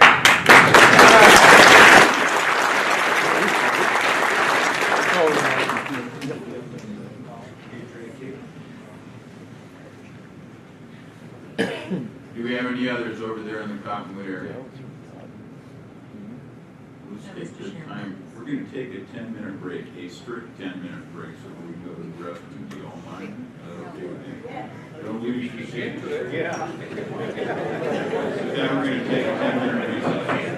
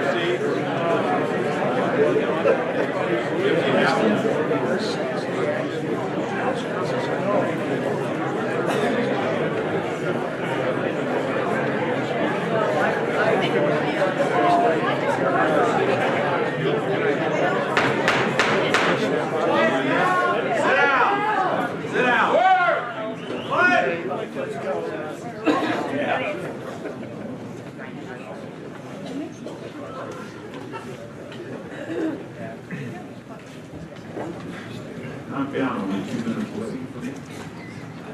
Thank you, thank you. Yeah, we still got quite a few people to go, so we'll try and do our best to move forward. Did Carol Reel get her opportunity to speak? Carol Reel? Carol, come on. And after that will be Dennis Lucius and Sandy Jack. Dennis Lucius and Sandy Jack and Michael Orley. Michael Orley. Please give your name. My name is Carol Reel. Good morning. Excuse me. I am a third-generation Arizonan. I grew up in Prescott, and my husband and I live in Prescott. I am at this meeting because I support the decision, or your decision, to declare Yavapai County a Second Amendment sanctuary county. As a full-time realtor in Prescott, I understand the importance of protecting myself in my profession and in my personal life as well. I carry a firearm full-time every day. It is my belief under the Second Amendment, my right to keep and bear arms shall not be infringed. I realize with rights come responsibilities, and like many in this room, I am a responsible gun owner. I train twice a month. I have my concealed carry weapons permit. I am a member and insured by the United States Concealed Carry Association. I am an NRA member, an NRA pistol instructor, and range safety officer. I am also a chapter leader for the Well-Armed Woman. Anyone who is here to speak against this proclamation is insulting to each of us who are responsible gun owners. We are the majority, the law-abiding, tax-paying citizen, and it is the evil or mentally ill person who commits these heinous acts with a firearm that is the problem, and they are the minority. I implore you to vote for the majority and declare Yavapai County a Second Amendment sanctuary county. Thank you.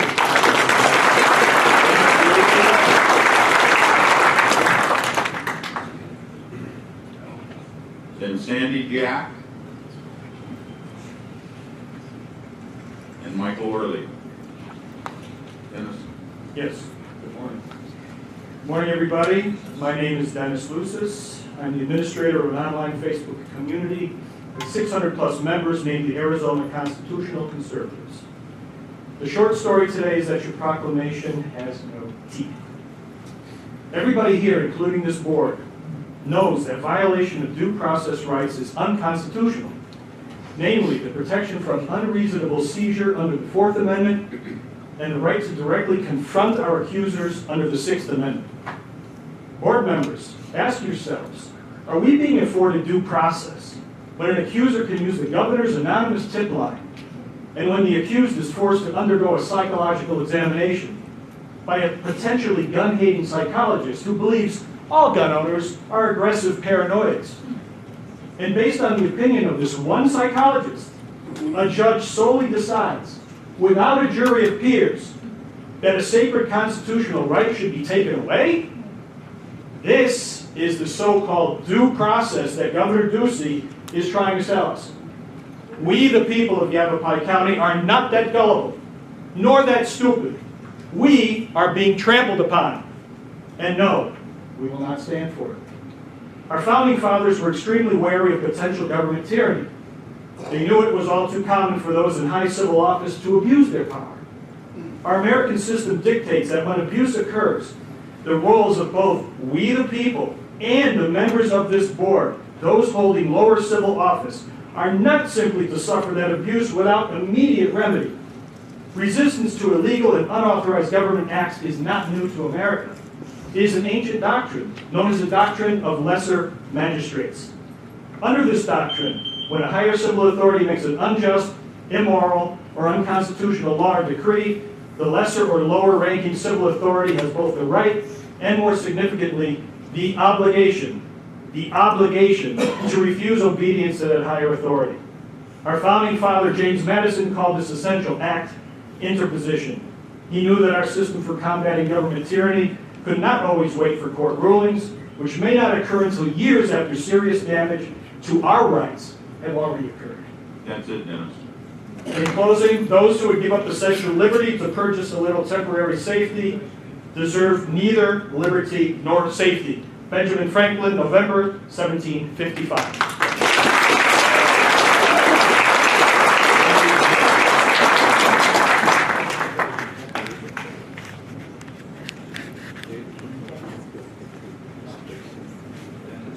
Mr. Chairman, board members,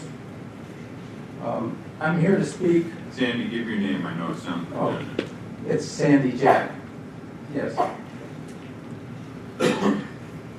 I'm here in response to the word that I heard that you were going to do a proclamation. And I view a proclamation as more of a ceremonial type of service. And so I've drafted in support of Section 26 of the Arizona Constitution. Therefore, in lieu of a Second Amendment sanctuary county, we propose that the Yavapai County Board of Supervisors, in support of our state constitution and our local sheriff, draft a county-wide ordinance supporting our citizens' constitutional right to bear arms, and our county government shall not infringe upon that right in any way.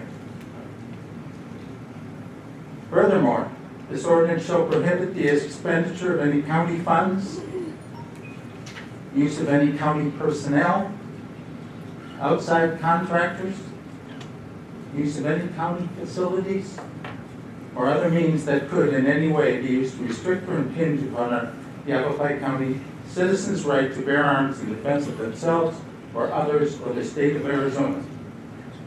In the words of Congressman Gosar, and I quote, "Enough.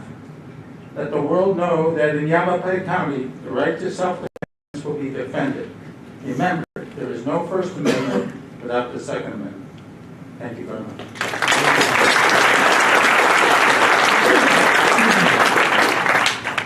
Michael Worley. Larry Gray after that. Beg your pardon, Karen. And Susan Cohen. Larry Gray and Susan Cohen are on deck. Go ahead, sir. Well, first of all, thank you very much for granting me the opportunity to address this august body. I love Arizona. I was raised back in the 60s in Tucson. And sadly enough, I find that Tucson politics have gone completely leftist. Now, I need to share with you folks something. If you're not totally aware of it, we are in the beginning stages of a civil war. I'm a third generation anti-communist fighter. My uncle fought in 1917. My grandfather, my father, my cousin in the revolution of 1956, and I'm the last one left. As I said, this is my home. My wife and I have lived here 20 years, and I don't plan to go anywhere else. But I must say, I believe you are missing the point. Proclamations are nice. They sound good on paper. But what we need, ladies and gentlemen, we need now, this minute, we need for you to go ahead and give us a stringent, supportive ordinance that will ratify us as a Second Amendment sanctuary. Finally, before I leave, I'd like to leave you with a thought. As I said, we're in the beginnings of the civil uprising. And with that in mind, in ancient Rome there was a statesman named Publius Vegetius. He lived during the same times circumstances that we did. And he said, please remember, civis pacem parabellum. The translation means, those who long for peace must prepare for war. Thank you for your courtesy. God bless you.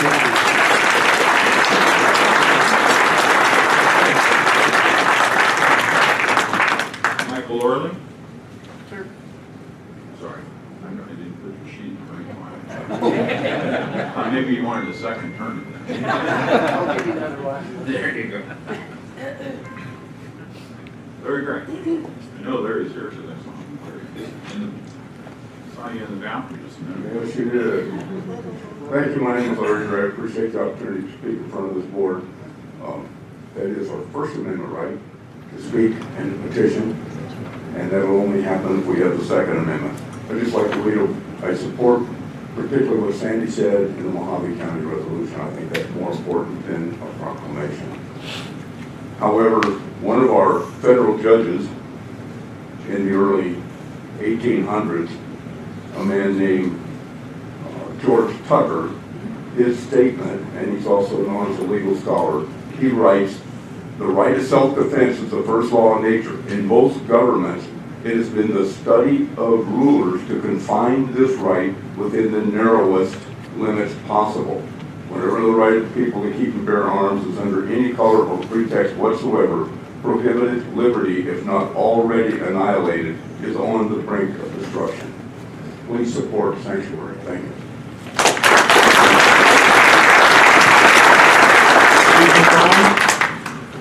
Hi, Susan. Good morning. How are you? And next will be Tom Ryan and Phil Whitehead, I think. Phil Whitehead. You're on deck, Phil. Go ahead. Good morning. My name is Susan Cohen, and I'm a Prescott resident and responsible gun owner. Thank you for presenting this proclamation to our county at a most critical time in our nation's history. Nationally, the left has been coming after our First Amendment rights by severely restricting conservative speech on college campuses. Their attacks on Christianity and the rise of anti-Semitism in our own Congress is beyond the pale. The left continues to attack our Second Amendment rights by attempting to push legislation to restrict and register our firearms under the ruse of safety for our children. Thinking our schools would be safer if there were no guns is ignoring the very premise for which the Second Amendment was written in the first place, that evil does indeed exist in our world.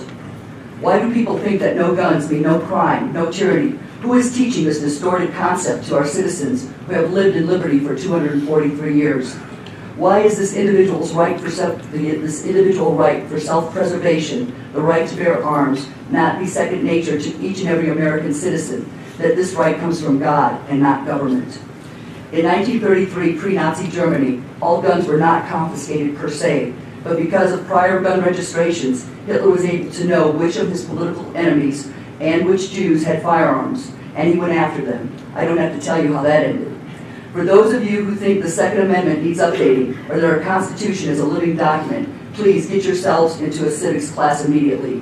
It's sad when those with the loudest voice, those on the left, are the least informed about this topic, and yet the mainstream media continues to promote their scare tactic narratives. I'm done with the left's rhetoric. We must pass this proclamation with the sanctuary designation, and then let's move on. For those of you who have a difficult time with it, you can go find another country. Thank you.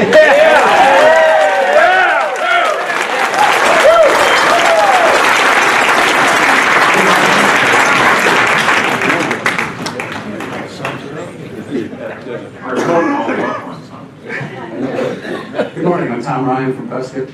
Just very quickly, I think a point that hasn't really come up is, to me, I'm really, really disappointed that we have to develop something like this proclamation to protect our Constitution. It's sad. It's just really sad. But I highly support it. Obviously, 2A sanctuary's got to be included in it. Needs more teeth to it. I also really agree with what Sheriff Scott said, that the Second Amendment is the keystone to all the other, to our entire Constitution. I mean, if we don't have that, we have nothing. And I think we all agree on this. I mean, we're all kind of coming from the same place, but it's just kind of weird and sad that we have to come up with a proclamation to protect our Constitution. And at least we got to do that. But thank you. Time up. Thank you.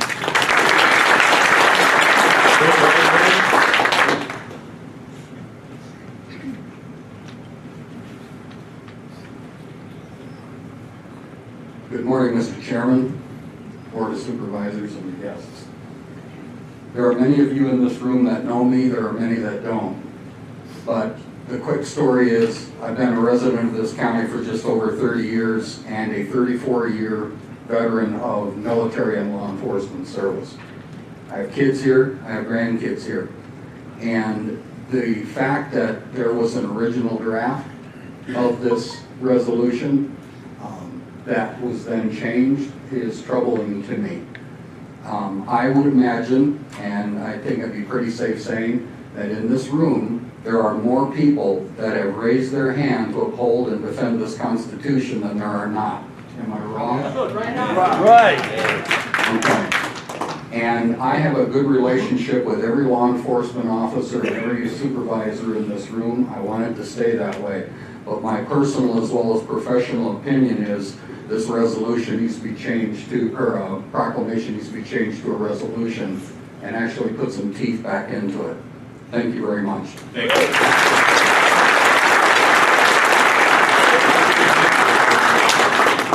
Mr. Richard Mack. He's coming, okay, and then the next one will be Phil Good, who was over here against the wall a minute ago. I had to leave. Phil Good had to leave. And then Wendy Rogers. Go ahead, sir. My name is Richard Mack. I live in Phoenix right now. I'm the former sheriff of Graham County. Right here, I grew up in Safford, and that's where I was sheriff.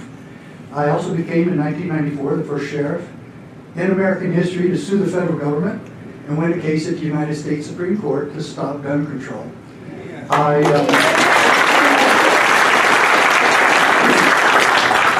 am now the president and founder of the Constitutional Sheriffs and Peace Officers Association.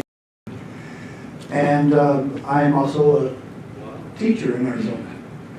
So in my spare time, I take care of my 12 grandkids and spend time with my wife. We love Arizona, we love our Constitution, and we love our history. I'm very perplexed that, actually, I first want to give a huge compliment, both to Sheriff Masher and to you, talking about the oath of office.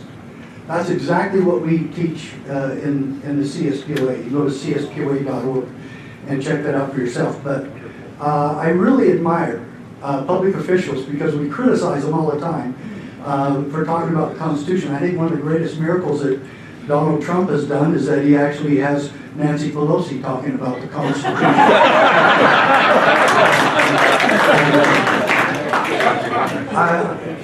I am perplexed, though, that there are public officials who say they don't have to keep their oath of office, and that there actually are county attorneys who say, yeah, you can't interfere with people from the federal government trying to come in and run roughshod over the Constitution. And my question is about this resolution and Mojave's and numerous others, and I totally admire the sheriffs and other counties and cities who are standing strong on the Constitution. 29 out of 33 sheriffs in New Mexico doing the same thing. Does that mean I'm done? Oh, okay. However, let me finish with this, and it goes thusly. When I was in court in Judge John Roll's courtroom, he was killed during the assassination attempt on Congresswoman Giffords. And he said in that courtroom, when the federal government tried to push statistics to back their gun control measure, he stopped them and said, stop right there, counselor. Do not try to pretend that your statistical analysis somehow equates to constitutionality. That would be my warning to one and all. Thank you very much for your time. Very good.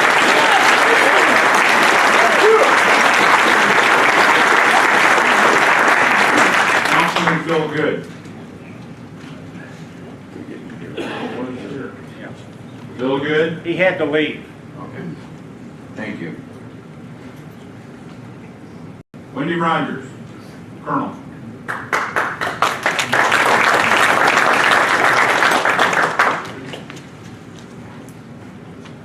Good morning, supervisors.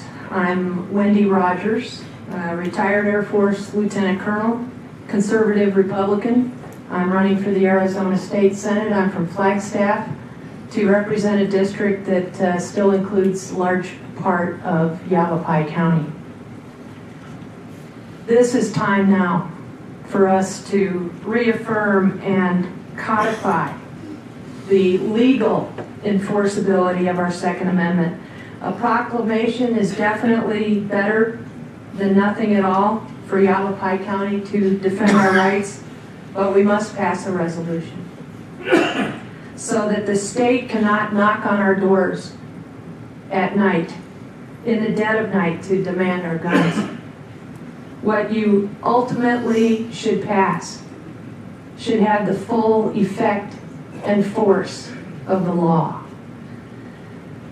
Many may not know this. I'm known for being one of the first women pilots in the Air Force, but before that I was an academically trained psychiatric social worker in the military.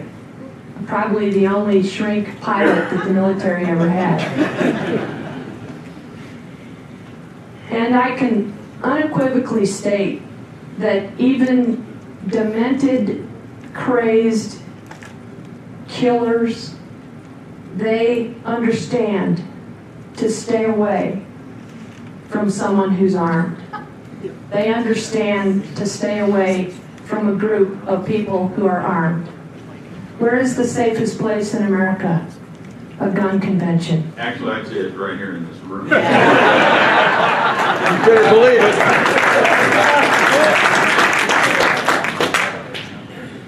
So would-be killers definitely are deterred by clear-cut boundaries. The church shooting in Texas was stopped because the governor of Texas had passed a law allowing people to arm themselves in every church in Texas.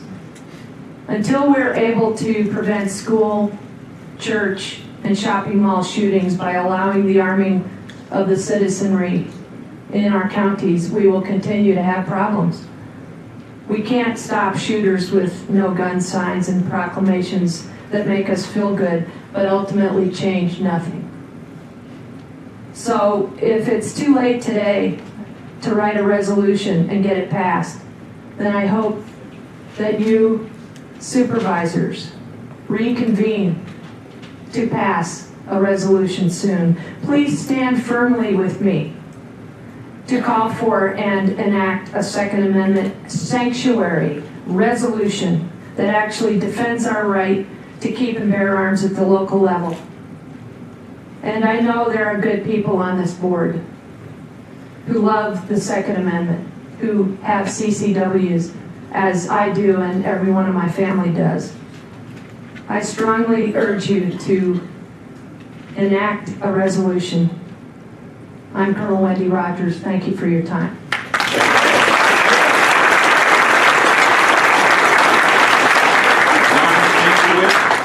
John Stankiewicz, Andrew Pizziali, I think, P-I-Z-I-A-L-I. Randy Miller. Come on up, John. You've addressed us before. Good morning, John Stankiewicz, CEO of Compass Training Center in Chino Valley, Arizona, which is a Second and First Amendment sanctuary range.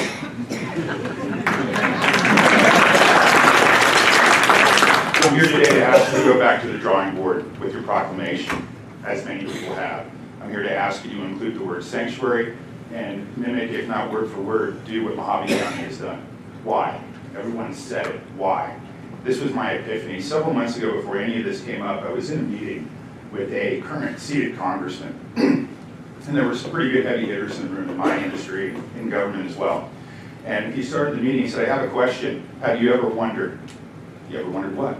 Have you ever wondered, since I'm boots on the ground in Washington as a congressman, have you ever wondered to the people that are anti-gunners, gun control advocates, whatever you want to call them, do they have the right place in their heart while misguided, are they thinking correctly in their heart and in their mind in what they're trying to do? And most of the people in the room said, sure, I wonder, answer the question then, Congressman. And the Congressman looked me and everybody else dead in the eye. And pardon me, but I quote, they don't give a damn.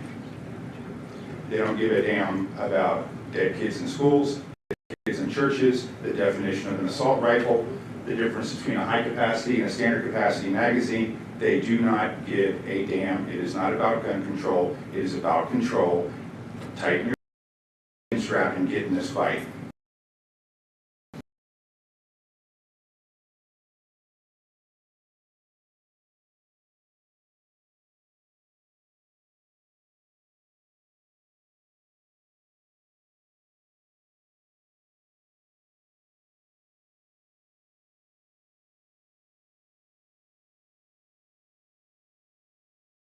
Respectfully, intended or unintended, I think we come up a little short with this, and I urge you to make us a sanctuary county. Thank you. Well said. Well said.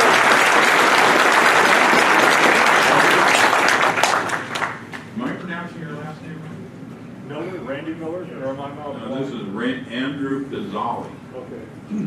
Randy Miller's next though, so don't go away. Okay, we're gonna give it to Randy then. Myrna Lieberman next. My name's Randy Miller, and I'm from Phoenix, Arizona. I drove up here on the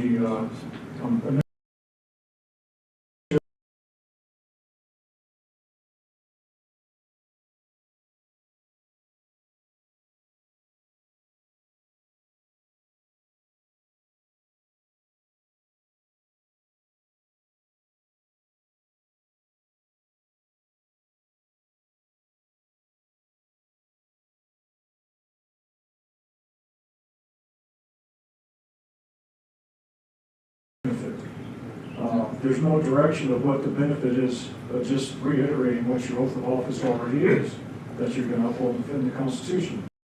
I appreciate the efforts that you're making and the acknowledgments you're making. I have a CCW too. We all do. It's a piece of paper. It's a permission slip that the government grants you because we hold.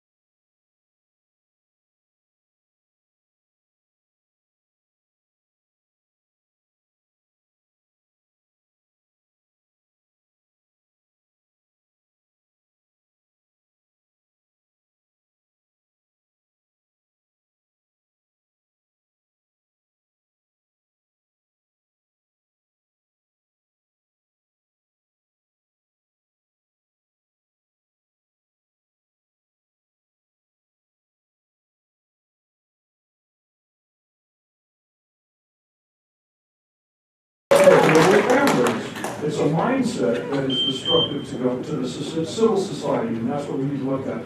Please go back and put some teeth, pull them out of the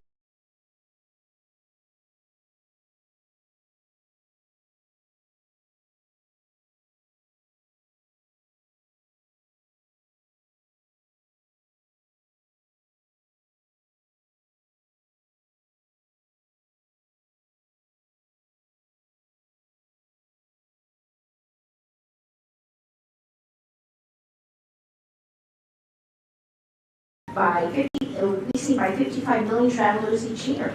Perhaps the sign should say, Arizona will soon be another gun-grabbing state because its leaders will not take the necessary action to prevent it from turning into Virginia.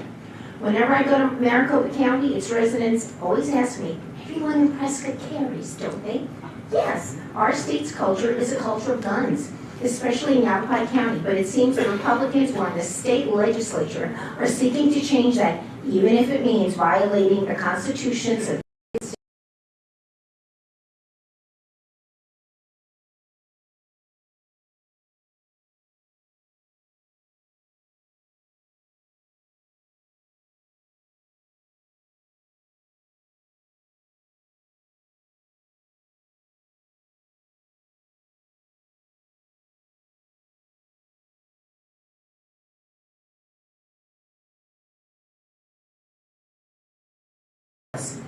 There is no mention, pardon me, that the county will not use any resources to enforce any unconstitutional gun control measures.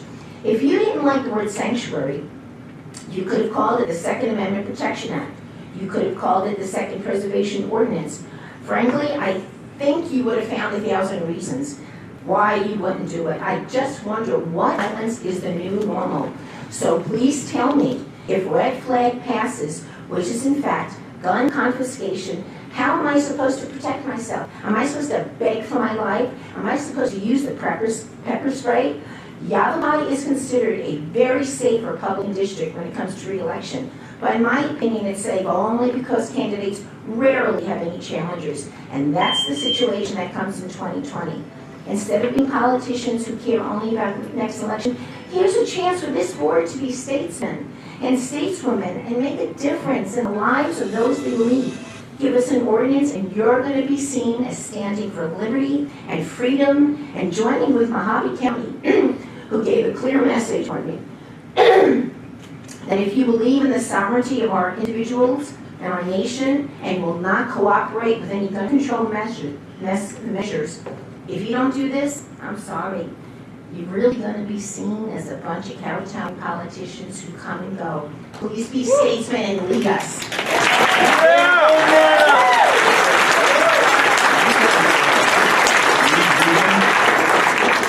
Lee Dugan. And then Chris Bracken. Lee Dugan, Signal Valley. The red flag laws are fraught with capacity for massive abuse. In this age of cancel culture, the politics of Christian destruction, swatting, disgruntled employees, angry, vengeful spouses, family members, and neighbors, triggering, safe spaces, Orwellian thought crime, speech crime, and cyberbullying. Can anyone not see the danger in this? Or we become like East Germany and the Soviet Union, where a joke or a careless comment or an empty threat made in jest will elicit a visit from police and your civil rights will be taken away. Quite possibly you will lose your job. In the military, they say never to give an order that you know won't be obeyed. Also, not to obey illegal orders. The red flag law is unconstitutional and therefore an illegal order. We must stand our ground and declare that we will not obey it. And then hopefully the legislature will realize their folly and not pass it to begin with. Thank you.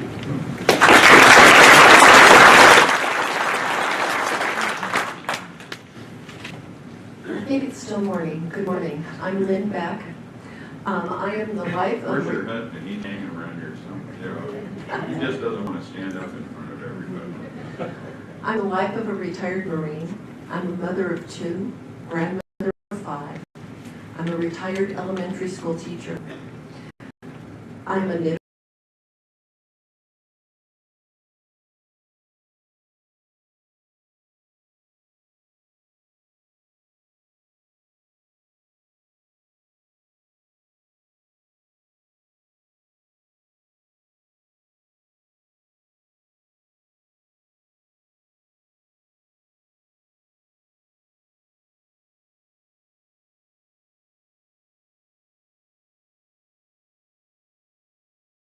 I believe self-protection is a fundamental human right.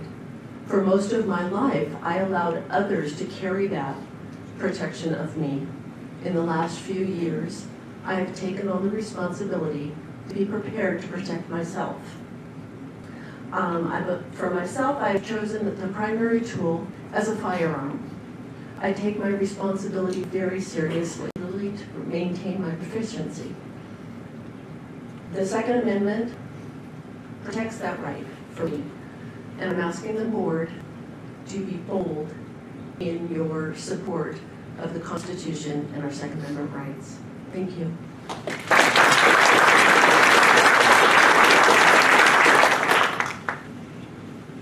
Chris Bracken.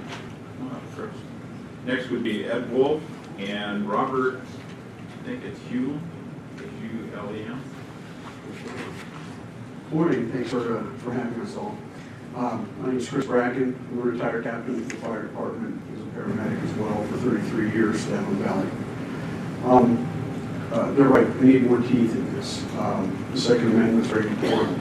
I had forgone my Second Amendment rights As a condition of my employment in the fire department, so while on duty, we were not allowed to carry firearms. I had the unfortunate luck to meeting down there. It was a homeowners association meeting 2000. The deputy on duty that day had over 100 square miles to cover. He was by himself, so we were off in his backup. But at that time, we happened to be in front of the building when the call went out. So as we pulled into the parking lot, it was another 3.5 minutes before any law enforcement armed showed up. We had to try to advance on this building to get to the wounded. He shot 6, killed 2 that day. It was the longest 3.5 minutes of my life, and I never felt so naked in my life. So, you know, I still have nightmares about not being able to protect myself should I confront the shooter. Secondly, you know, I'm telling these stories immediately and color the really eloquent speeches that have already been given. But red flag laws, back in the 90s, I was involved in a divorce, unfortunately, and I was in my house. My wife chose to leave. My children chose to stay and live in the house with me. She told her lawyer that she wanted to get back into the house. He said, I'll take care of it. I can't even blame her for this because she didn't come up with this, he did. He made a complaint to the court, a falsification, that I had branched a firearm threateningly during family disputes in an effort to try to get me thrown out. And my lawyer explained it was mainly just to get you out because it would have taken you at least a year and probably another $10,000 or $15,000 to get back in your house to prove that it was a lie. Fortunately, for due process of law, the judge in this case, unbeknownst to me, this is all after the fact on this, he demanded proof and evidence that this was the case. When they couldn't produce, when her lawyer couldn't produce it, I never even learned about it until later. But I was saved by due process of law from having to defend myself and get my kids my house back. Just some color for you know what happens in the real world and why we need real teeth in this. Thank you.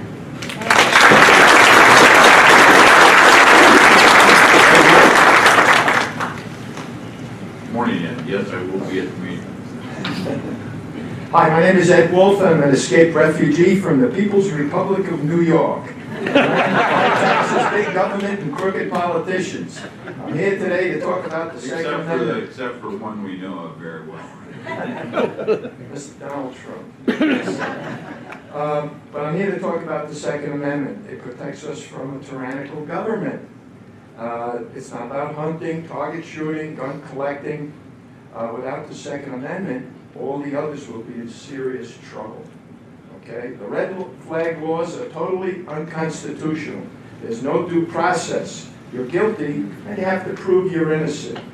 This is not a Soviet country. The red flag laws are against the law-abiding citizens. And as we all know, criminals don't obey laws. So please, no enforcement of unconstitutional laws. Prescott is safe because of the gun. I strongly suggest that each supervisor make Yavapai County a Second Amendment sanctuary county, the same as Mojave County resolution, or something better with a lot more clout to it. So thank you for listening. Right on. Then will be Stephen Marcus and Senator Judy Burgess. Good morning. Chairman, I know your military history, and I know that when you went in the service, you swore an oath, the same as I did. And that oath was to defend the Constitution. That's what everyone here should be thinking about. The red flag law is useless. You need to go back to the drawing board, come up with something better for all citizens. That's about it. You don't need to fear me with a gun. Politicians need to fear people that vote.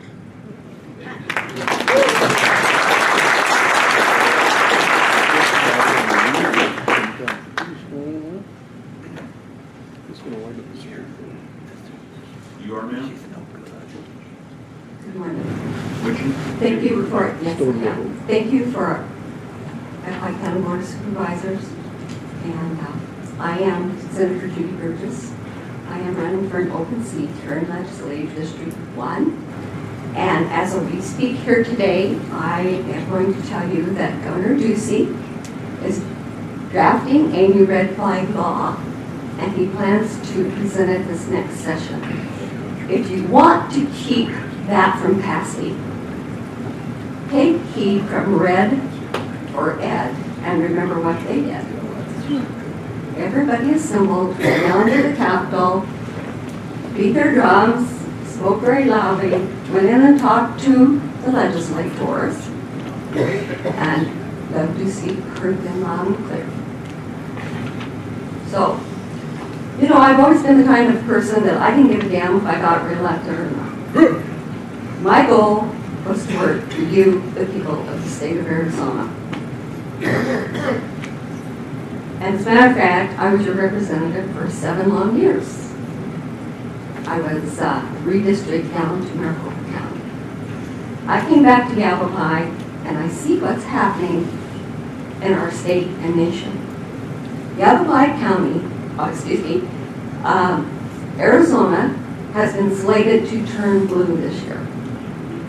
So lots and lots of money is coming into our state and going into the campaigns for very socialist Democrats who will be running at every single solitary level of government. And in 2022, I'm sure we'll be having somebody running for governor and all of our state offices. Remember, we just lost 2 very high-level state offices in the state of Arizona. We have to be cognizant. I'm an experienced legislator. I am not, well, you have to excuse me. I do not give in to strong-arm tactics. I may be small, but I'm pretty tough. Let me give you that.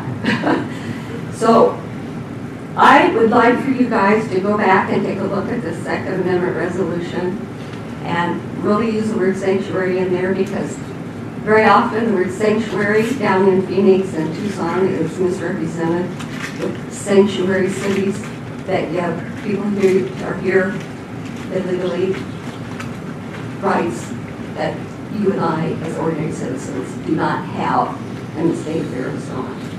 So stand up for your rights, be strong, give them help, and I will too. Thank you.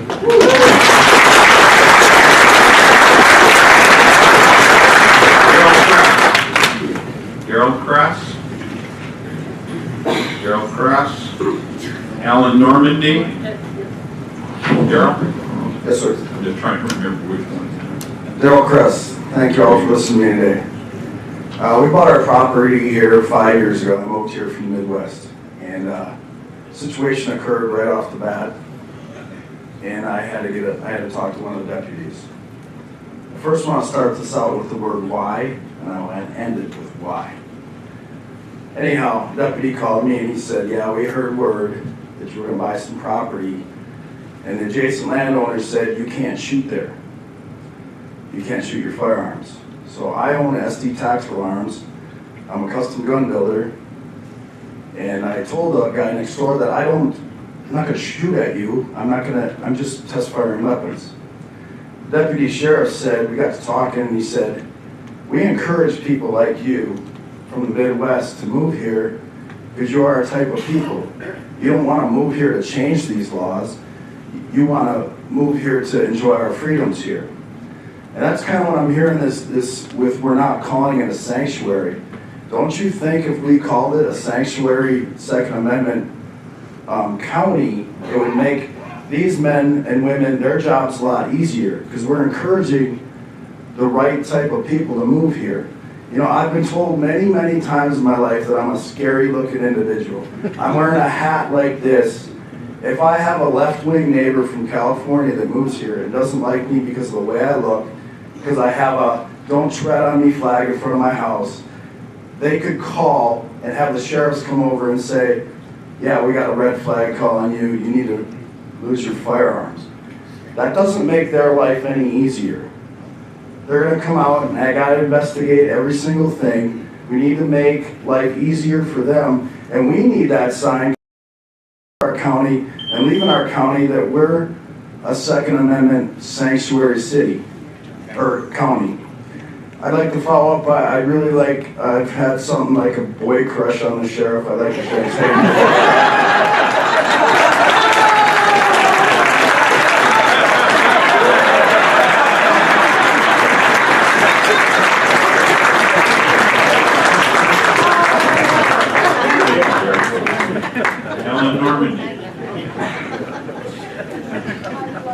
After that will be Richard Mueller and Martin Adams.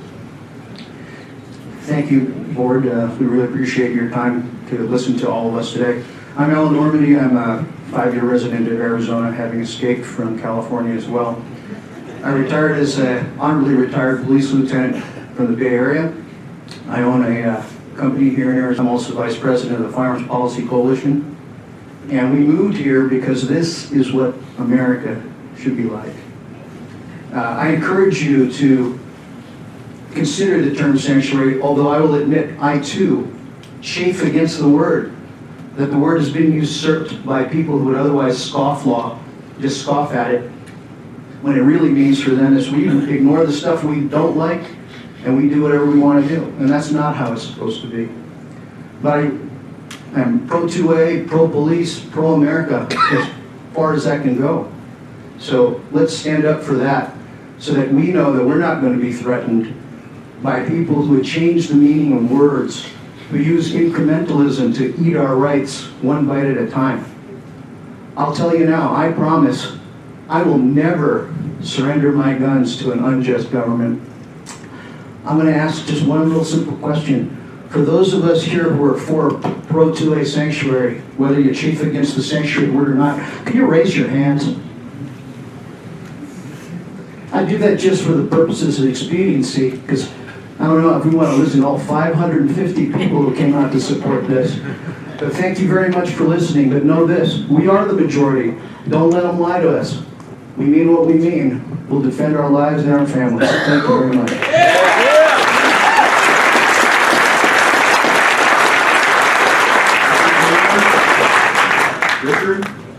Richard Mueller. Steve Marcus is here. Hold my name. Who? Steve Marcus. Hold my name. Called it earlier. Good question. Yeah, you did. Steve, you want to talk? I would love to. Come on down. We'll give you a shot. Got about 10 left. I will make it quick. Thank you. Good morning. My name is Steve Marcus. 12 years ago, I escaped the People's Republic of California and moved to Prescott Valley. I'd like to quote the great Dennis Prager by saying one of the major differences between liberals and conservatives is that liberals want to feel good, conservatives want to do good. So I'm imploring all of you to do good and to add teeth to the resolution. I'd also like to make a correction. There have been a few people here in the audience who have been speaking and misusing the word citizen. You are not a citizen of Yavapai County. You are a citizen of the United States of America. You are a resident of Yavapai County. The reason I mention this, I have 2 citizenships. I am American and I'm also Israeli. And the reason I mention this, my father escaped Nazi Germany in 1939 at age 13. I grew up literally in the shadow of the Holocaust, literally. And it was impressed upon me the importance of never again. Unfortunately, most of my fellow American Jews, when they hear never again, they pull out their checkbook and they write a check to this charity or that Jewish charity. However, I took it to heart. At age 20, I picked up and I moved to Israel. I became a citizen. A year later, I was drafted into the Army. After the Army, I worked security for various government agencies. And upon coming back to America in 1994, I was shocked to discover that even Ventura County, where I lived in California, had a lot of gun restrictions. I'm very happy to be here in Prescott, Arizona, and I implore you to reconsider the resolution. Thank you.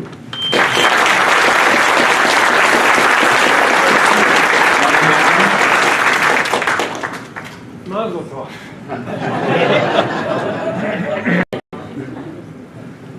Good morning. Martin Adams. Came here about 20 years ago. Many years ago, raised in California, spent about 30 years abroad in many other countries doing service. As much as I appreciate the proclamation, the legislation, the affirmation and reaffirmation of our Second Amendment right today, I think we are far behind the curve because of what is going on in our country today, as I speak, as we all sit here talking. Our sworn enemy, the United Nations, is here in the country in the millions, preparing to remove the weapons of every American by force. They are mostly Russian and Chinese, and if you want confirmation, please go to thecommonsenseshow.com and catch up. The United States is a member of the United Nations, but what the United Nations demands of every member nation is disarmament of every citizen of every member nation. We should not forget that. Well, they are here. They have been invited here by, I won't get into it, but you know the people who are facing prison sentence, they are very high up in our government, and in order for them to stay out of prison, they are launching a war in this country. So I suggest that instead of, and I respect what's being done today, but we are far behind the curve. For the next meeting, I suggest a much larger room, and I suggest the highest elected official of the county, the sheriff, chair that meeting with his deputies and organize the militia, because we are going to have to get ready to defend ourselves and our homes and our country against the real enemy.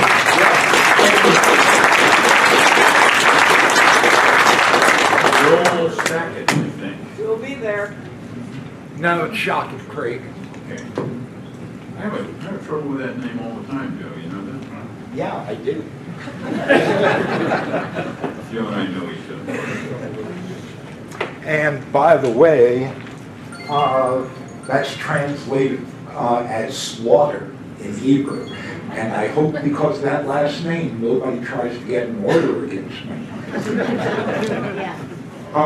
First of all, I want to say that I am the last male of my family with that last name, because 80 years ago, much of them were rounded up, sent to the chambers, and then the others. So Susan, Myrna, amen. I would like to limit my comments specifically to the unconstitutionality of the law, and I'm basing it on this publication sent out by the governor's office as to what would be in it. This law would allow certain individuals to petition for an order prohibiting someone from purchasing a weapon and directing the confiscation of weapons. Obviously, this is open to abuse. The order would be issued ex parte, which means that the order would be issued at the request of one party without an opportunity for the other to be heard. This lack of due process violates the 5th and 14th Amendments. Ex parte orders are sometimes issued, but when the circumstances involve a crime, such as domestic violence. The stop law does not require the allegation of a crime. Confiscation clearly infringes upon the right to keep and bear arms. It also violates the 5th and 14th Amendments prohibition that a person not be deprived of life, liberty, already. That is precisely what this law does. The governor also says the standard of proof will be clear and convincing evidence. To meet that standard, you need a judge to have a firm conviction that the facts are true. and by the way, I am a lawyer of over 35 years, no judge can have that conviction if only one party is appearing. There is more, and I'll brief this, but I just want to add one thing. Although it's not necessary here, a note to law enforcement officers: if you execute a warrant under an unconstitutional law, you can be sued.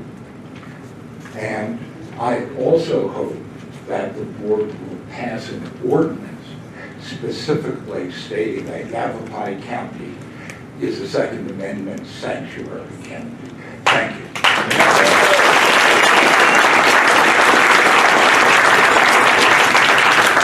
Donald Bruder. After Donald, Joe Hopp, and George Van Gilder, I believe. Thank you. Good morning. Donald Greer. My wife and I, my beautiful wife Elizabeth, and I were the former owners of Prescott Country Club. I assume you'll know where we stand on this. What we have to ask here is not to lose sight of why are we here. The question is, what will Yavapai County do in the event an unconstitutional law is passed? Whether it's a red flag law or some of the things we're seeing in Virginia now, gun bans of ARs, magazine capacity limits, and similar universal background checks. So what will Yavapai County do? Red flag laws, we can look at them and we have to know that red flag laws are not intended to curb violence by their own definition because they limit an item and not behavior. Okay? So we have to say, what will we do here? In sanctuary cities for illegal immigrants, they are not enforcing constitutionally valid laws. And what repercussions have occurred there in those cities? Nothing. So why is it when we have an unconstitutional law affecting our Second Amendment rights, they need to be enforced immediately? It doesn't make any sense. So if you take the position that you will not enforce an unconstitutional law, you're not risking anything here. Every time a law is passed and there is an action of gun violence, that is an explicit proof that all the prior laws did not work. And what did they do? All they did was prohibit and restrict law-abiding citizens. Okay? We know that Arizona is facing political changes, and to believe that it won't happen here is naive.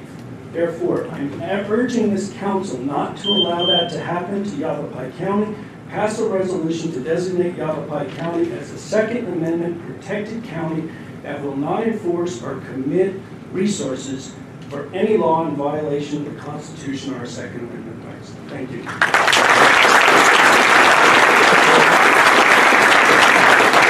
Joe Hopp, HOP. Joe's not here. Anybody coming in from outside? No. Okay, George Van Gilder. Van Gilder. You got it right. I got it right? Yes, sir. Thank you, Mr. Chairman.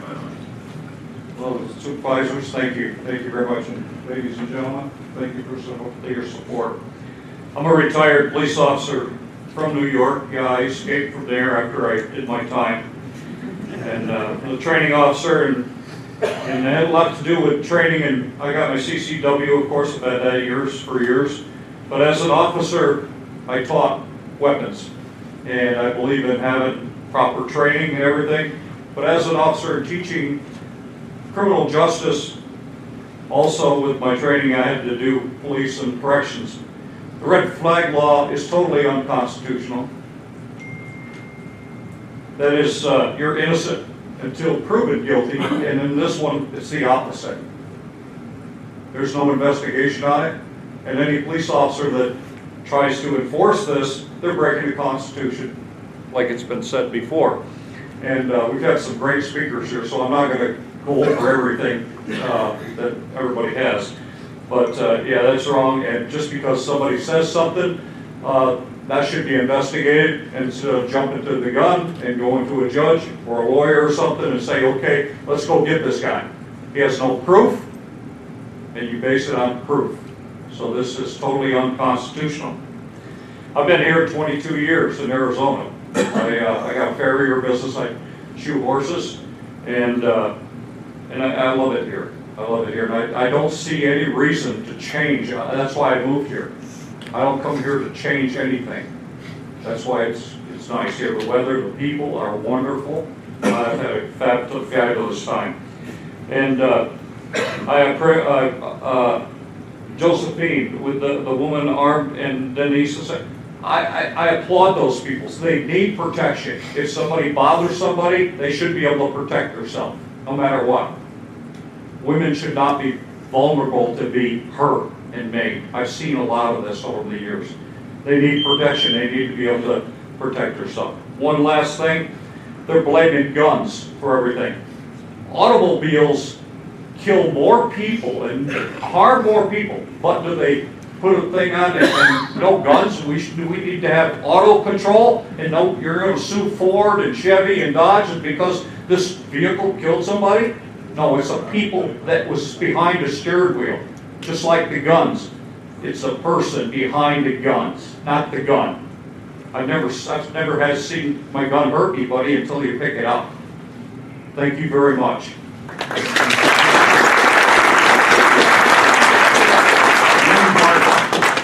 Jim Martin. Yes, sir. Then Terry Nolan. Last but not least, Terry. Keep it short, will you? I appreciate this moment to come before you. Thank you, Chairman, members of the board. Would also like to thank the sheriff and the deputies here for your service. I'm a former Navy veteran. I took an oath July 7th, 1964 to protect and defend the Constitution. I won't belabor all the points that have been made earlier, but I urge you to make this a sanctuary county. Thank you.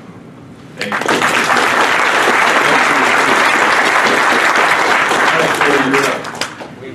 This Mayor Terry Nolan from Dewey Humboldt.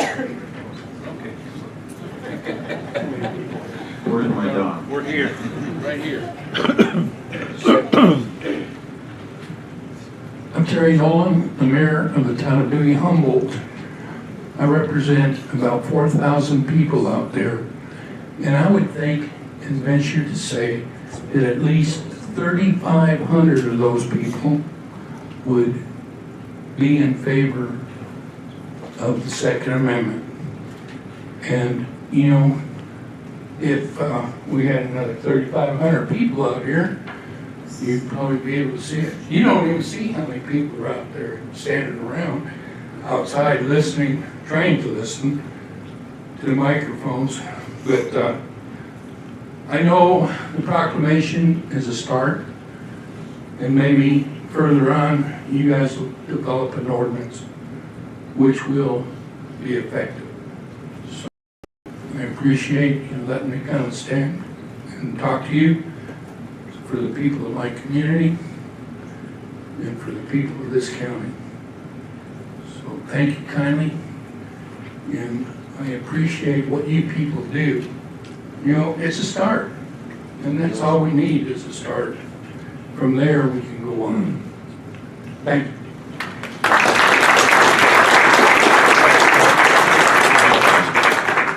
My understanding that we missed one lady by the name of Rose Sperry. Missed me too. I don't know how he did that. I knew you were here. I was surprised you weren't coming up. Rose, go ahead. Hi. Thank you for having me here today and allowing me to speak to you. My name is Rose Sperry. I am the president of Mingus Mountain Republican Club. In 2018, the governor tried to pass a red flag law by Senate Bill 1519 under the guise of child protection. It did nothing but violate many constitutional amendments. All Republicans passed it, including my senator, Sylvia Allen, and Judy Burgess, who spoke just a while ago. The bill never made it to the floor of the House, thank God. The governor is not quitting. He's still trying to schmooze others in the legislature to get these ordinary laws passed. I ask that you change your proclamation to the Mojave Resolution and tell the governor no red flag laws in Yavapai County and not on our watch. Thank you.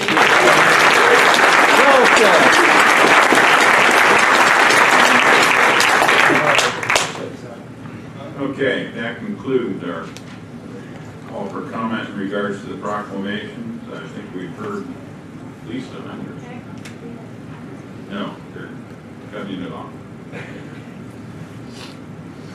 I called, you went before and you weren't here. Did? I was You called his brother. You call my brother, not me. All right, taking these last three. Is that okay with those? Sure. Yeah. Okay. Yeah, we waited. Well, you go ahead. You guys.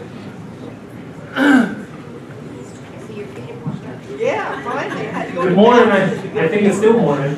My name is Kwang Win, and I'm a candidate for House of Representative LD1. I'm here today to speak to you as a longtime NRA member, a board member of Arizona State Rifle and Pistol Association, a coach and director of our junior rifle team. My daughter is also a team captain at the U.S. Naval Academy. So you can see the apple didn't fall too far from the tree. It is indeed a sad day that all of us are here to ask the Board of Supervisors for help to defend our God-given right to keep and bear arms, our right to defend ourselves. I do believe in the purest form of the Second Amendment, meaning shall not be infringed. It meant exactly what it was then, and now, and forever shall be. In recent days, the left has proclaimed their constitutional duties while impeaching our president, but what they're really saying is that we're okay with the U.S. Constitution, except for the Second Amendment. I'm asking you to support and respect your constituents. Today, I'm asking you to declare Yavapai County a sanctuary for the Second Amendment. Stop the erosion of our republic. It is critical that we stand strong in this fight.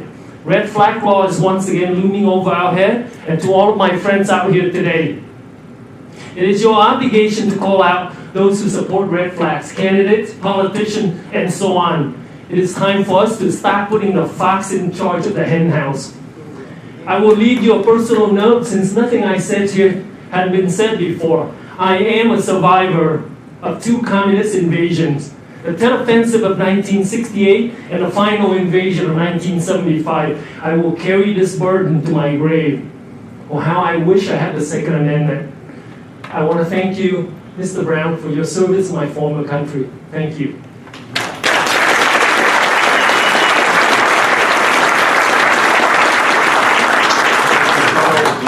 And Quang,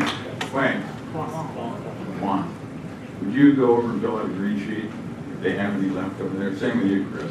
You already did. You gotta have a record. There. Okay, Sam. I'm glad I stuck around. I think I sat through, what, 400? Okay. It's up there. Well, then I'll shut up. About that. First of all, I would like to thank everybody that showed up because, we really had a turnout. I doubt that you see this many folks in here on a regular basis. But it was for good reason.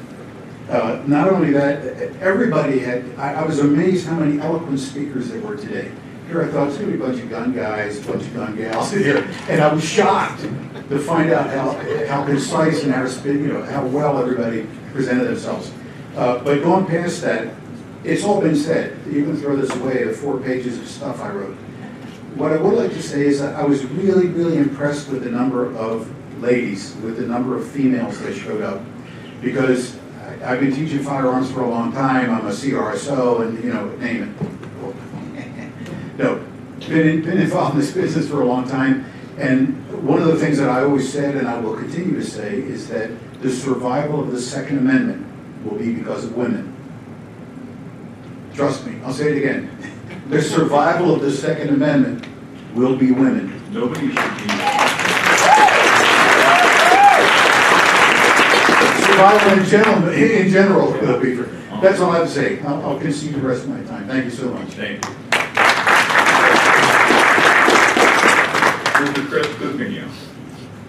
Yeah, thank you, Craig. And I echo what you said. I think this is probably the safest room in Yavapai County right now.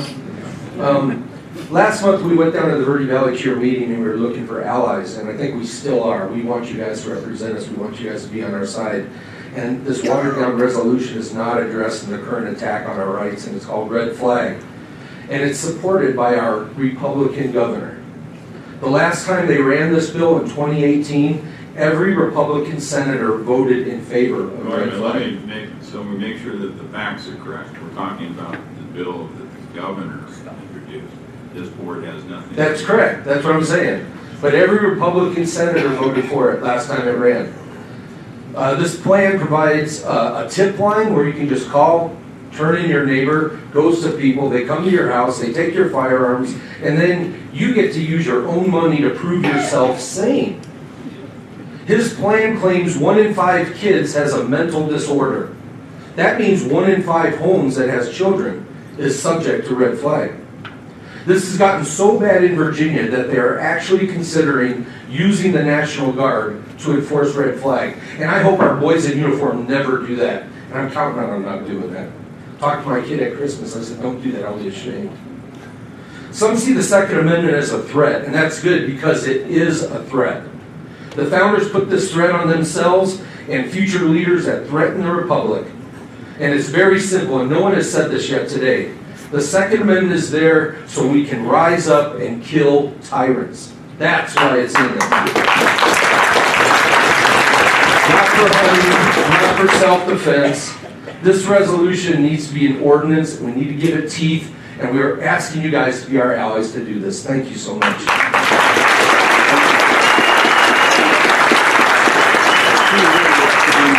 Before we move on to a possible question or anything in regard to this, a little bit of ground rules. I want to thank everybody here. You've all been really wonderful.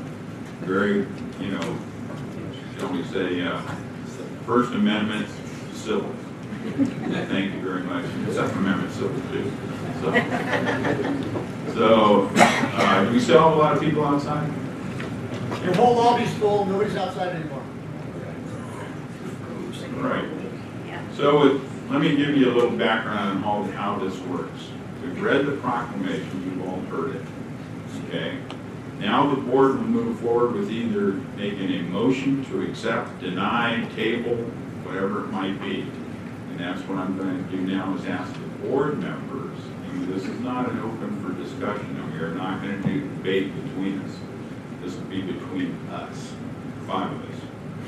Okay? So do I have any kind of motion? Mr. Chair, I have a question for our attorney. Mr. Martin. Mr. Martin, if we change any of the language on this, is that allowable at this venture, or do we have to wait and go back to the 24-hour notification? If you were going to do something minor like correct an error in the formatting of the motion, certainly you could do that, but we are required under the open meeting law to give the public reasonable notice of action that's contemplated. And so if you're actually looking at revising it, I think it would be best practice to put it on a subsequent agenda. That makes it really tough. Let me inform everybody else. You may not be aware of it. We may have read what's written on here as far as this proclamation, but we haven't discussed it. We haven't had, nobody's had their input. We've gotten our emails and everything from you. Because if we did, we'd be violating the open meeting law.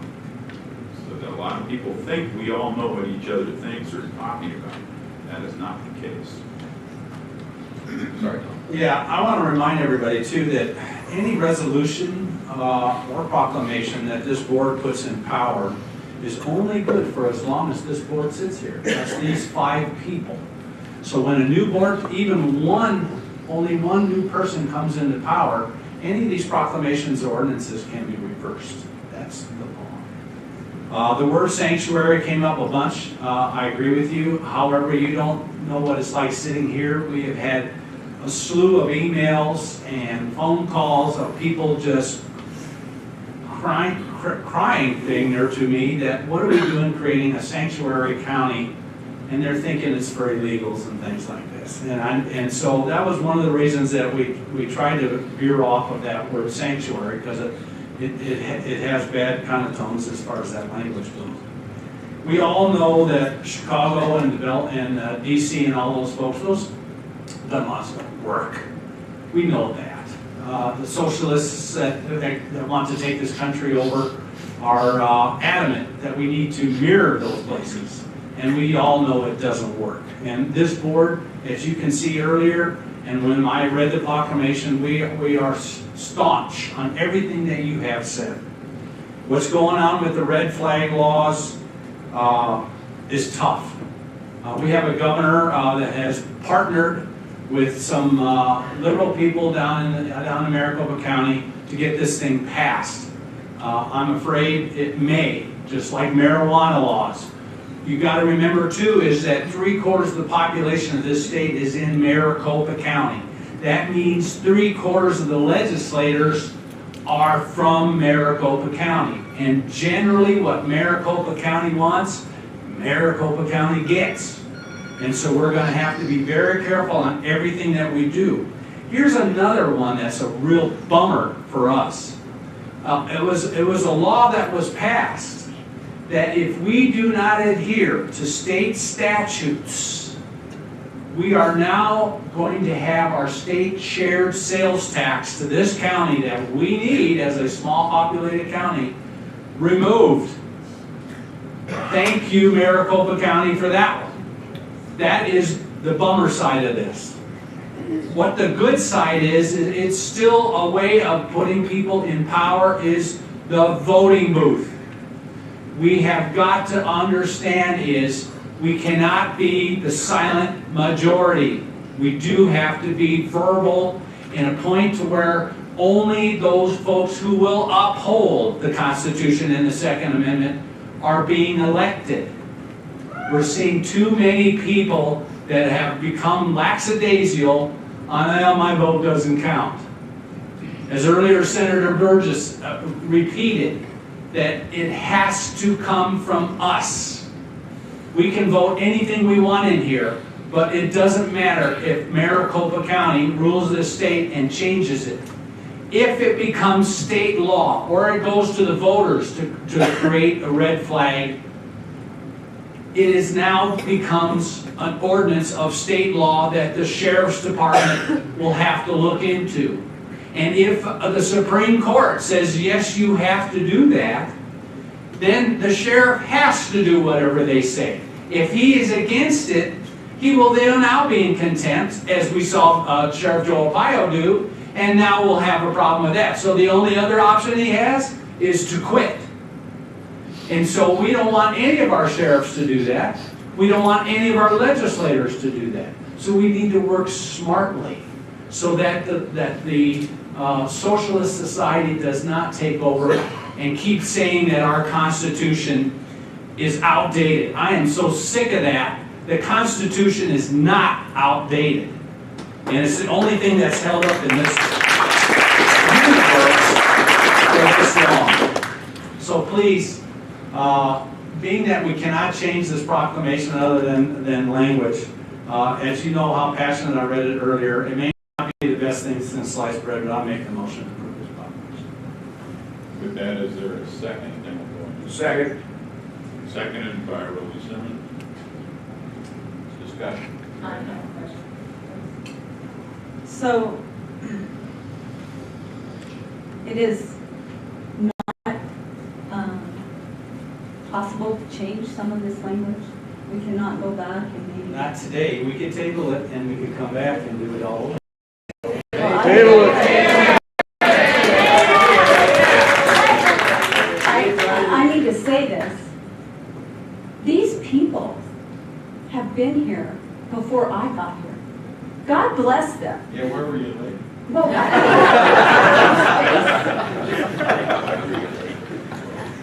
but you know what? They speak America. And I cannot ignore America. Yeah.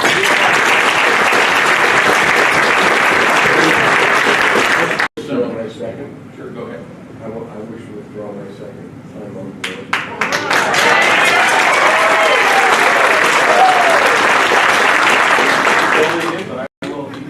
You withdrew it, and you're seconding the motion that Tom did. No, I'm seconding.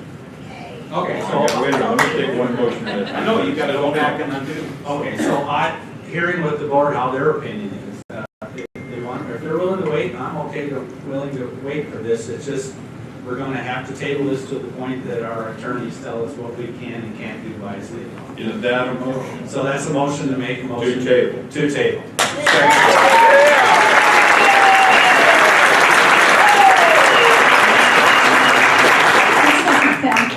Okay, so we have a motion. Any further discussion? We have a motion and a second on the floor. To table. No further discussion. Going, gone. All in favor? Aye. Any opposed? Erica. Here we go.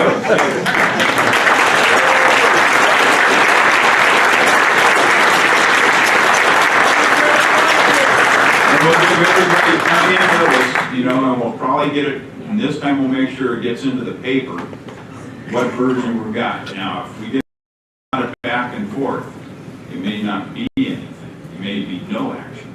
So we've got to take everything you folks have said, all the paperwork we received over in Cottonwood 2 weeks ago.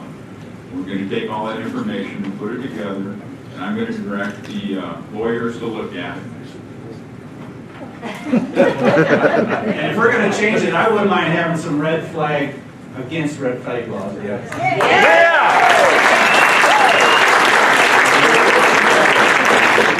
does that work for everybody? Go home, would you please go home?